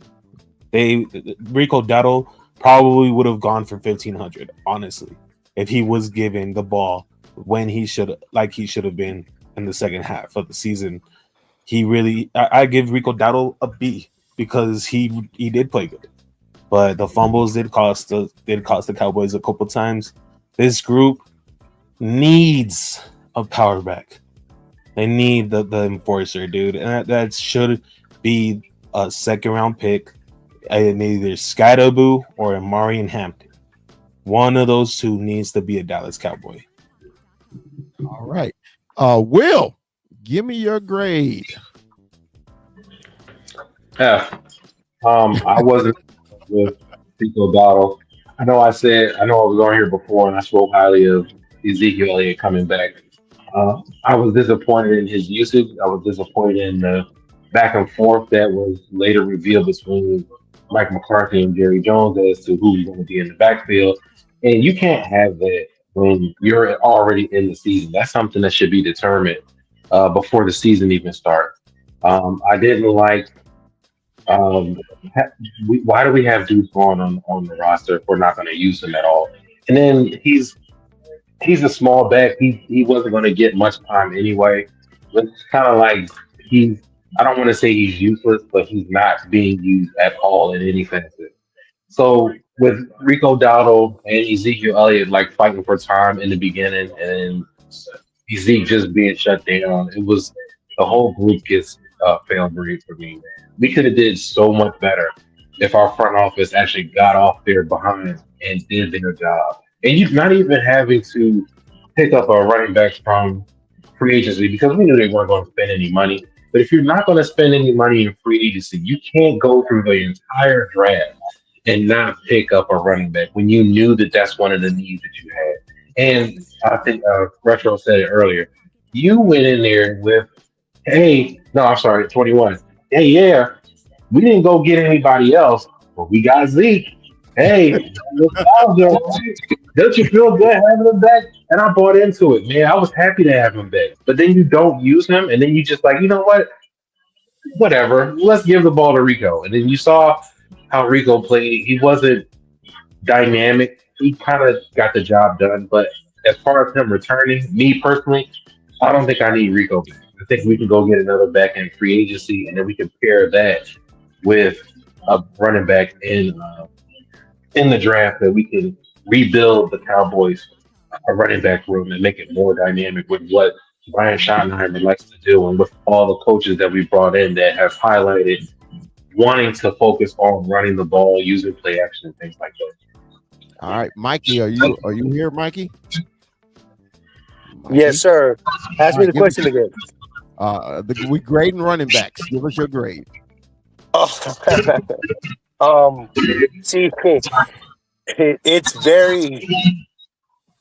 it's very special how you have to grade it because you do have to give Rico an A because the circumstances he had to deal with. Somebody needs to be muted. Somebody needs to mute themselves. Go ahead, Mikey. Go ahead. Because he waited his turn, he was cool about it, and when they actually used him, he was effective. All the crap that he had to deal with Ezekiel, and here's another thing. Will just said something that the front office needed to get off their butt. No, the front office just needs to leave the coaching staff alone and let the coaches be the coaches. That's why they hired them. And it sucks for all our running back room. Having Deuce Vaughn actually holds back Cavante Turpin in a sense. And what happened with Rico and what happened with the pissing and moaning of Ezekiel, it just, this whole year was jinxed and mishandled. And I told you why this year was jinxed. I told you why. And it sucks. And the running back room, I'll give Rico an A, but just because when he got the ball, he showed you what he could be, and he didn't get any injuries, because that's the biggest thing that they say about him. Oh, he's injury prone. He's injured. He didn't get hurt all year, and they used him right. So yeah, that's where I am with that. All right, so our last category is a quarter. Yeah, it is. Will while we talking, I'm gonna mute your mic until you talk. Okay, Will. All right, so Our last group, man, it's the quarterbacks. It's the quarterbacks. It's the quarterbacks. All right, real quick. I'm gonna go real quick because we running late in the show. Okay. We know Dak is an incomplete. Dak got hurt. You know, before he got hurt, man, I was giving Dak a D because Dak played like shit in the beginning of the season. I don't care what nobody say. Y'all know I'm the biggest Dacker in the world. I love Dak Prescott. Love him, love him, love him. I think he's the right quarterback for the team. But the beginning of the year, Dak played like shit. No ifs, ands, buts. That I can't sugarcoat it no more. He played like shit. All right. Cooper Rush was Cooper Rush. He was a C. He was a C minus.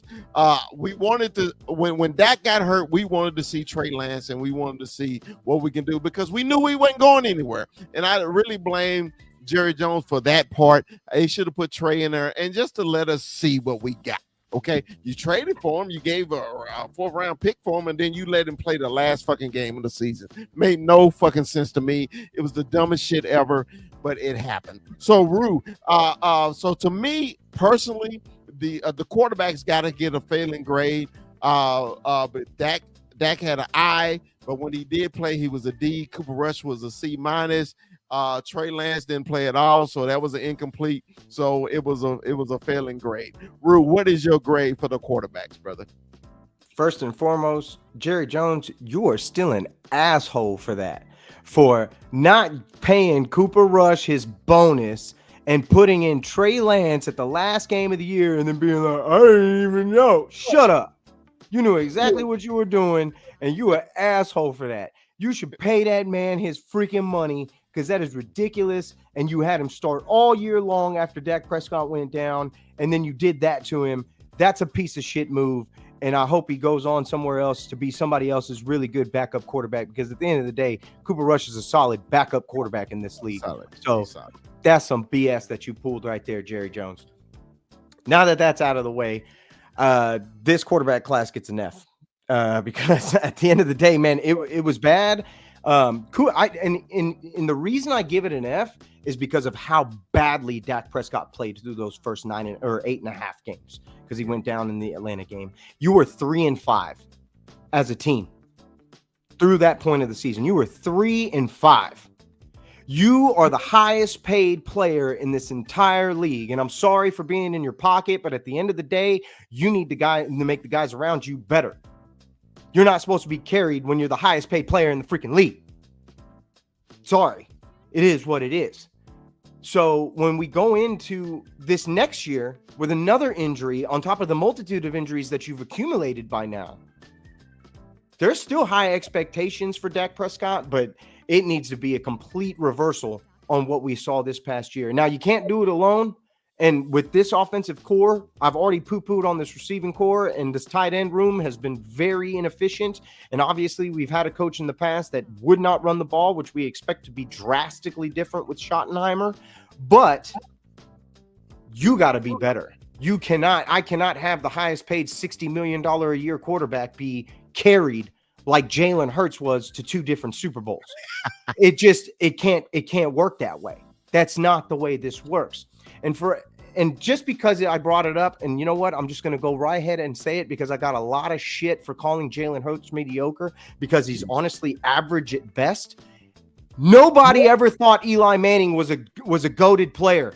Winning 2 Super Bowls against Tom freaking Brady, having 2 of the most epic playoff runs you've ever seen a team make with a quarterback of his caliber. Even after all of that, no one in their right mind ever thought he was better than his brother. No one ever thought he was actually better than Tom Brady. So this whole facade and this hype of a guy who literally has the perfect playbook around him in terms of receivers, tight ends, running backs, O-line, defense.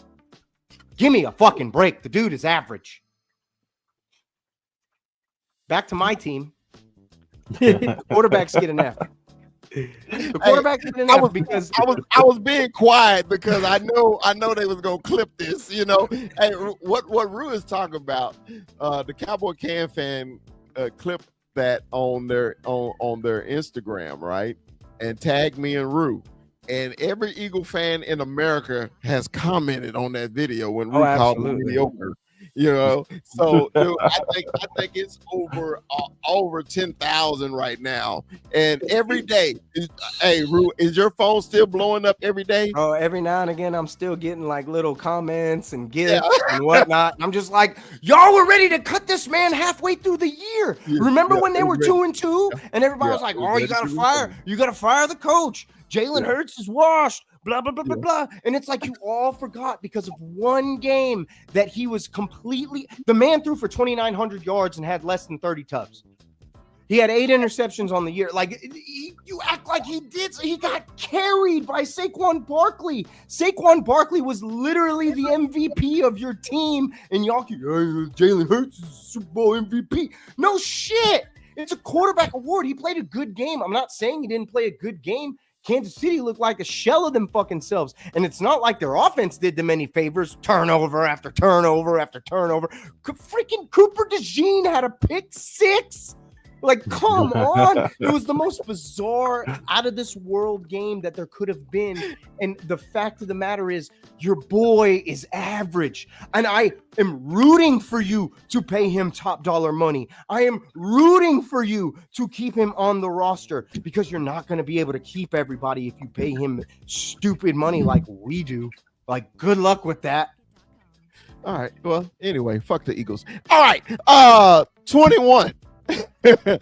Grade our quarterbacks, man. And I need and hey, 21. I'm surprised you're being brutally honest today. And I know me and you wear those cowboy rose-colored glasses a lot, but I'm appreciating this honesty. So give me the grade for our quarterbacks, baby.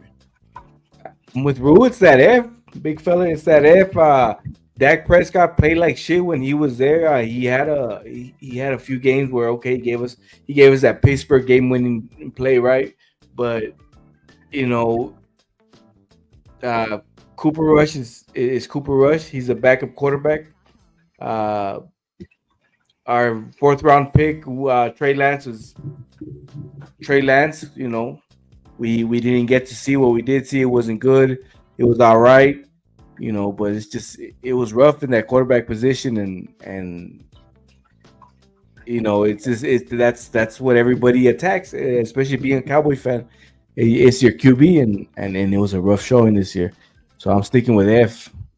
Now before Will and Kuiper go, let me tell y'all something about 21. Okay. 21 is always positive. We went to the San Francisco game together, right? I've never seen him so dejected of quarterback play in my life until that game. His face was like, he don't want to take pictures with everybody. He wanted to speak to everybody. He was legitimately pissed. And when 21 is legitimately pissed, he played bad, right? Because it was just frustrating, man, especially that Niner game. You just like, Niners is hurt. They look like shit. We were the better team that day. Why did we not go in there? And when 21 was mad, I was like, yeah, I can't even defend. Y'all know me. I'm the biggest Dacker ever. But when 21 was pissed that day, I remember looking over at the big fella, and he was like, I can't even defend him, 21. I can't. So Kuiper, and then we'll end it. We'll go with Will. And then our last final subject is that fucking front office. Anyway, Kuiper, give me your grade for the quarterbacks for the Cowboys this year. You can't give them anything other than an F, man, because at the end of the day, you do have the highest paid player in the entire NFL, and he showed his true colors. He is a game manager plus, somebody who needs that run game, and he can make the throws here and there. He can play better than the average game manager, sure, but he does not deserve that $60 million a year, man, for shit. The Cowboys, at the end of the year, yes, there were games where you'd be like, all right, if Dak was here, that's a dub. Dak was here, we'd win that one, but he played like horse shit through the first 8 games. And honestly, Cooper Rush did not play bad. To me, he was a solid C, because from what you expected from him, he brought. And the coaches did him no favors. The wide receivers did him no favors. The offensive line at times were just letting players go straight to him. So for Cooper Rush, it's unfair to me to give him anything lower than a C. But Dak, I give an absolute F. All right. Will, you are unmuted, and I saw your face when he said about Dak. Go ahead. I'm gonna work my way up from the bottom. Trey Lance wasn't worth the 4th-round pick they flipped him for. The preseason was enough for me to say this kid isn't it. I don't know what development he's been doing over the last few seasons, but it's not it. If you can't get on with Kyle Shanahan and what they got over at San Fran, you're not getting on over here. Cooper Rush is what he is as a backup. Jerry did do him dirty. For somebody who professes to know or have the crystal ball in his room that shows him everything about what's going on in the league, for you to try and play like you didn't know that his bonus was coming up is ridiculous. That was dirty. Cooper Rush basically was there when you had nothing else. He played the best he could as a backup quarterback with minimal assets, and he did what he was supposed to do. So I can't knock Cooper Rush. Dak Prescott, the damage from this season is apparent because everybody has their feelings about how Dak Prescott didn't play well, and in some of those games he didn't look great. But how can we continue to let the front office off the hook? We watch every other team get active in free agency, bring players in to help their quarterbacks, help them make moves. We've seen the Chiefs recognize that they needed wide receivers. They won a Super Bowl with no wide receivers, and then went and got Patrick Mahomes as much help as he possibly could.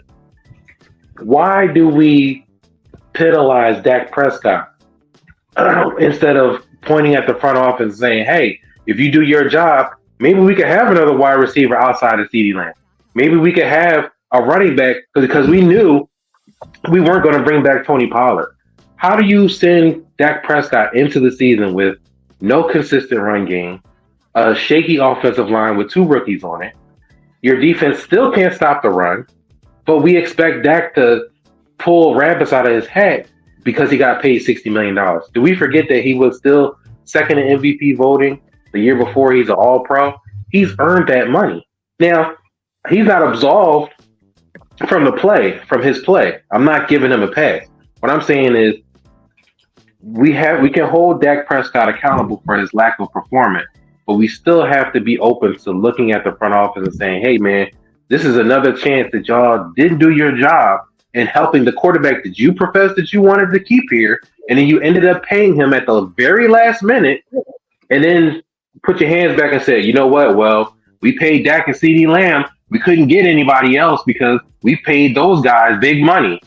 Come on, man. We know that's false, and we don't talk about. I don't feel like, not here, you guys. I'm pretty sure that you have, but I feel like as a fan base, we don't talk about it enough. We let Jerry slink back into the shadows and like, Dak, you're the front man. You're going to take the heat. Like, we can't keep doing it. I'm just going to say this real quick. I agree with you for the most part, especially about the front office, because the front office we're going to get into in just a second. So I'm not going to I'm not going to talk on that right now because I know Chris is about to get into it. But damn it, Dak Prescott's been running the underwear Olympics with these receivers at his house every single year. What are y'all really doing? Where's the chemistry? The man is the highest paid player in the NFL. You got to make the guys around you better. And you talk about Patrick Mahomes. Tell me who Patrick Mahomes' number 1 receiver is. Tell me who it is. It's not Worthy. It's not Worthy. It was Rice. It was Rice before he got hurt. He gone. Who is his number 1 receiver? You can look back at that game. Who's his number 1 receiver? He didn't have one. Travis Kelce's a shell of himself. He dragged that team through it. And obviously there's, we can debate on how they did for the season and the help they got and this, that, and third. Like, we can debate about all that. But at the end of the day, they made it to the damn show with a bunch of guys, man. With a bunch of guys. Those are just a bunch of guys. Kansas City's roster is nothing special. It's not. The Eagles roster is the best developed roster in the entire NFL. And then it's probably the Ravens. And then, you can go from there. But out of developed rosters as a whole, Kansas City's nothing special. You are the highest paid player in the NFL. You got to make the guys around you better. I'm seeing all these videos all the time. He played like shit this season. Tell me the game where he played good against the Steelers. Tell me the game where he played good. Oh, I'm sorry. I'm not making faces at you. I'm reading. I got stuck on I got stuck on one of the comments that popped up. The Steelers game was probably his best game. But you look at the Saints game, they got blown out. The Ravens game, they got blown out. Detroit, they got blown out. How is Dak Prescott supposed to elevate those around him when his number 2 wide receiver is Jalen Tolbert? You're not doing your defense any favors if you can't convert, if you can't go do better than 3 and out. You can't. I feel you. You can't do nothing. And if you, your offense can't produce anything at any given moment. And it's not all on him. Don't get me wrong. It's not all on him. Mike McCarthy, I've said it from the beginning of this show. This team was not played the way it should have been played, the way it was orchestrated, because what we didn't make any sense. But that's what we got. But yeah, Dak Prescott's still going to get some of that blame, because at the end of the day, if that's the offense you're going to run, you wanted to run it, let's run it.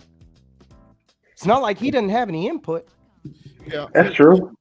Yeah, I agree with everybody. You know, like I said, I'm always the biggest Dacker ever, but I have to be honest. I really do. He played like shit when he did play. It just seemed like he was overthinking a lot of things this season. I think he'll bounce back though, but you got to remember too, he still was running for his life too a lot of times. So I think he was forcing a lot of shit. But it is. Let's move along quickly. I forgot kickers and punters. I think everybody will say A. Yeah, we can move on. You're the man. We love you, baby. A plus for Aubrey. Team's leading scorer, baby. Leading scorer. Our MVP of the team, Brandon Aubrey. So we give them A. So let's talk about this front office and then we'll get the fuck out of here. Okay. Front office, F minus. No, I ain't gonna give him an F. I'm gonna give him an E. You're running on empty. He said they're grading hell. I'm gonna give him an E, and the reason I'm gonna give him an E, man, it's just simple. They lied to us. They lied to the Cowboy fans. They lied to the players. They absolutely lied. Jerry Jones is the Flavor Flav of front office people. He can hype the crowd up. He ain't rap worth shit, right? So I give it. Flavor Flav hyped us up, man. We going all in. We're gonna do everything we can to improve this team. And this is what frustrates me about Jerry Jones. Because when Jerry got here, when he first came to the Cowboys, of course he told us he was going to be involved. That's what we expected. And I've always was one of those Cowboy fans that say, man, I can't tell a man what to do with his own money, right? But then Jerry Jones would go out and get Charles Haley. He would go get the Deion Sanders. You know, he would go get the Joey Galloways. He would go get T.O. He would go get people to try to improve his team. But now all he did, remember this press conference when we hired the head coach, he had already pimped his hand and basically started talking about the fucking salary cap before we even done anything in the offseason. That's all he talked about in the whole fucking press conference. So he's already setting us up, Cowboy fans. He's already setting us up that he's not going to do shit in free agency. So be prepared, okay? Be prepared. So I give him an E. Go ahead, Rue. You got it. This whole front office should be fired. They need to fire themselves. Go be an owner, man. Go be an owner. You know, like go to the Bahamas, go to Florida, go to fucking Cancun, go anywhere you want. Because you literally can do whatever you want. It's time. Just put it up, baby. Just retire and then come back and enjoy the riches of a Super Bowl because you put the right people in the right place. Just try it for once. Like, go enjoy your life. Go hang out. Go have fun. It's time to retire. Like, let's move on. And that's really what it is, man. I'm tired of this front office being in the coach's pocket. Because it's so blatantly obvious that, you know, with Zeke, like how that even happened, how he ended up in the spot he was. It was all because of the front office. Even when we saw Rico come in, perform well, and then all of a sudden it was like Zeke went and knocked on Daddy's door, and then he's starting again. And we're just thinking to ourselves, like, what did I just get? Chris Sims, major apple whited all over again? Like, help me understand. And at the end of the day, this front office keeps giving us the excuse of cap. I'm tired of it. Tired of this, tired of that, because y'all capping right now, as the kids say. Like, that's bullshit. The cap's not real. Just ask Philadelphia how they run things over there, and they can show you how to run a cap. I'm sorry. Ultimately, it's about the culture that they build, and the culture that they build is not about football. It's about money, and that's the biggest problem about this team and about this organization. This is not about football. It's about money. That's why when you have people leaving this organization, they talk about what a zoo it is, because they're just trying to work out, lift weights, and they got people staring at them, taking pictures through the window. And for a lot of people, that's just not comfortable. Not all of these guys want to be celebrities. And, that's what it is when you wear that star on your helmet. But at the end of the day, you got to have people that want to be here too. Like, we got a lot of perks for being here, right? Taxes. Dallas is a booming ass city. Like, there's some definite perks to being in this area and to wearing that star on your helmet. But it doesn't mean shit if I'm miserable throughout the entire time that I'm here. And that's what this front office creates, because it's not about football, it's about money. And I think that's our biggest problem, is the evil in this world, Craig. All right, 21. Front office grade 21. I'm gonna go big O F, but I like the E. The E should be for embarrassed, because they gotta be embarrassed. You got your NFC East rival winning the Super Bowl, and you saw the moves they did and how aggressive they were. Remember when you were aggressive, Jerry? You went out there and got that person, and now you just great value. Let me bundle, cheaper price type. This Jerry ain't, he ain't doing nothing, man. It's just time to sit back and, enjoy the riches, man. I'm hoping this is, we get to see this. I call it a younger coaching staff. I get to see. I hope we get to see them, and Jerry kind of stays out there. But this front office, they sold us on a lot of stuff. They didn't come through. We saw players go to good players go to teams and just stack up, right? And Jerry not even making phone calls. So yeah, this was a failure for this front office, and I just hope these coming years they see that, and we start getting into okay, maybe we do need to spend, maybe we do need to go out there and get a big name, right? We'll see though, but F for me. All right, Kuiper, AZ front office grade. I give them an M. M for malpractice. Fucking malpractice throughout the entire front office. Jesus Christ. This was probably the worst ran team organization in the entire NFL last year. And that sucks to say, because, damn, they're fucking horrible organizations in this NFL. But Jerry Jones, dude, get out the damn way. Just get out the way, dude. You used to be able to do that stuff. Now you lost it. Either you lost it, you stopped fucking caring about it. You saw only money signs. That's all you saw, and that's all you see right now. It is so sad to see, because there are good players on this team. The Dallas Cowboys, 30-year drought. The worst in the NFC is ridiculous. As big of a team this is, that is probably the most shocking stat. Any newcomer, if somebody was to come into the NFL and they saw, what? Dallas? Really? No. That shit should not happen. And it's all on Jerry Jones. Your NFC East, 2 of them went to the NFC Championship, 1 won the Super Bowl.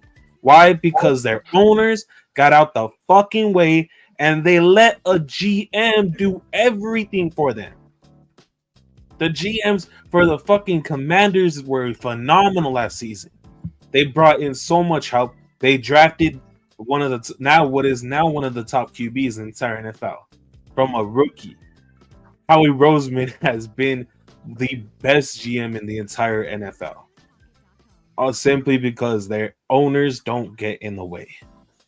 And I'm gonna include fucking McCarthy in the front office because Jesus Christ, dude, you had Aaron Rodgers carry you to a Super Bowl.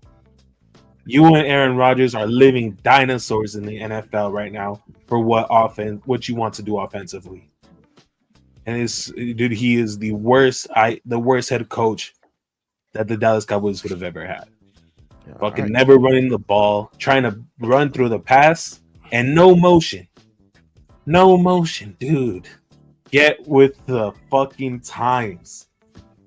Is the entire NFL organization is that. So before Will go, I want to bust y'all bubble. The Cowboys did sign a free agent this year. It's probably gonna be the only one. It was Will McClay. All right. He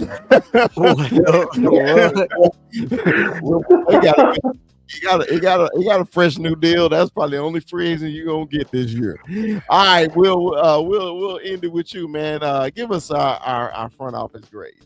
I'm giving them an F, but what the strongest reason I have for them giving them an F is that they continue to play into the fans. They play in the fans' face.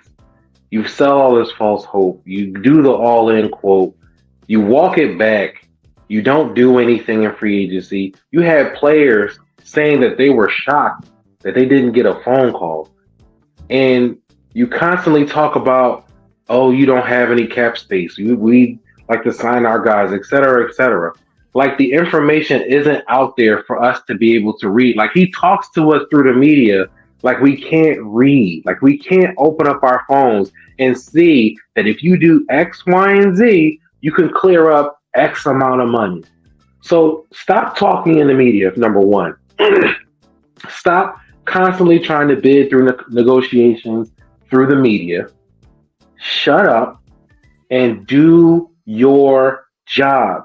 Can you imagine how much more people would talk about the Cowboys if they were winning, if they were doing stuff, not just sitting back and, letting the cycle, like him coming out and stirring the pot like he likes to do, or saying some quick quotables that get spun in the media. Imagine if they actually made it to the NFC Championship game. How much they would talk about him. It's because he likes to be in the media. Get your team to a point where they can win consistently. They can be challenging for a deep run in the playoffs, and hopefully they clear one and they get to the Super Bowl and win. Could you imagine the amount of attention he would get if the Cowboys won number 6? And all you got to do is do your job. We've already talked about it. 2 other teams in your division have gone further than you in less time. If it's me and I see that, listen, I'm getting up. I got to make some moves. I can't let these dudes up show me up. Howie Roseman running circles around me as a GM. I'm the big guy around here. I'm the one that's supposed to be the top dog in the NFC East. They talk about me. I want them to talk about me like I know what I'm doing. And they saying I don't know what I'm doing right now. Time to show them. That's what I would do. I don't want to be a laughingstock. I don't want my team that I paid money for to be a laughingstock. Get off your behind, do your job, and put your team in a position where they can at least look like they can compete. And then we have a whole different conversation. That's all I want. Awesome. And one final note to Mr. Howie Roseman. Congratulations on your punk ass, trick ass, hoe ass team winning the Super Bowl. But you will never, ever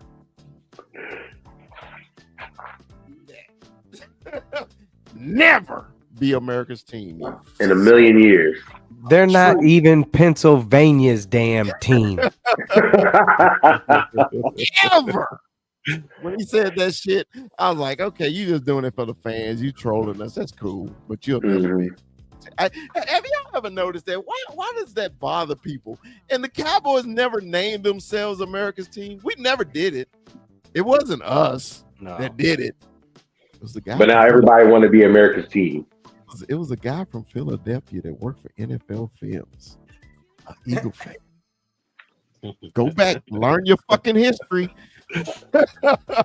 All right, guys. Great show. But look, man, now we put a bow on last season. Now it's time to get into drafts and free agencies. Next week will be our first mock draft for the Cowboy Up podcast. Okay, we're gonna do a mock draft. We're gonna go through it. Kuiper AZ this is his year. He's gonna be in his bag. Okay, so we're gonna do our mock draft. Our first mock draft for the season. We'll probably do one every week up until the draft. Okay, and we'll really get into free agency. Okay, guys. So join us next week. Okay, and let's start this damn off season off right. So anybody got any final thoughts before we get out of here? Yeah, I do. Go ahead. Fuck you, Patrick Mahomes. You didn't have Daddy Goodell there to hold your fucking hands with the zebras. You ain't get that fucking 3-peat. You did not deserve to be there. Well, I love when Kuiper curse. You know, I love it. It's so emotional. I do. I love this shit. But look, hey, let's really get into this all season starting next week. Well, like the big fella always says, Dallas boys for life. Uno pinches Cowboys. Tell your friends about us. We'll see y'all next week. Peace.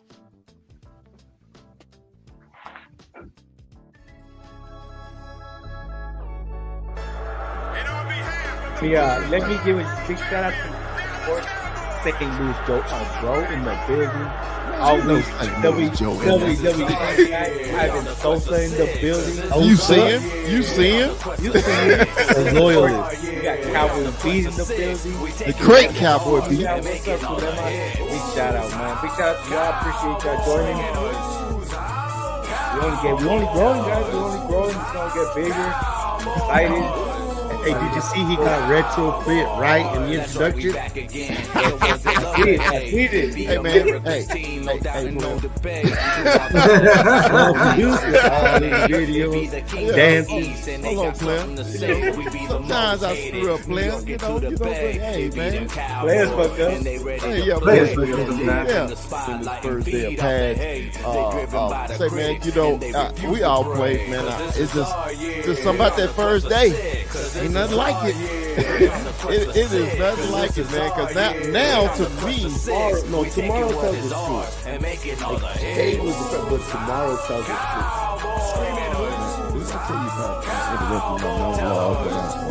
I'm sick of this shit, man.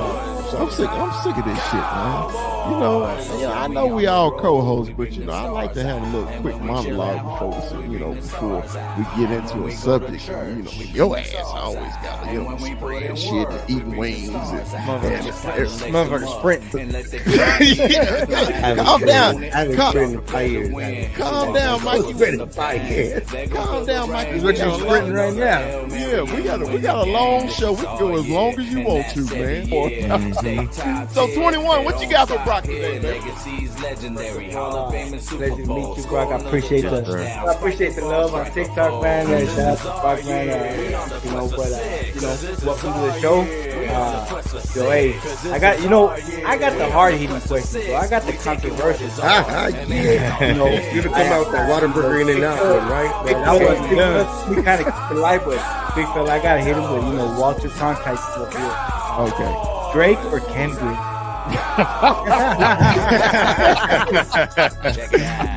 See, okay, I'm gonna be honest with you. I have never really grew up liking Kendrick like that, right? I've always been a big Drake fan, so I'm gonna say Drake, but not like us. Like I was telling Terrence the other day, because Terrence is a huge Kendrick fan. I was like, not like us has me feel like a certain way, because I'm like sitting there like vibing in that song, but it's like this is Drake, you know, and I'm a Drake fan over Kendrick any day. So that's about the only Kendrick song I like. Yeah. And remember, like, subscribe. You know, don't forget to like. You know, if you love us, tell your friends about us. Like.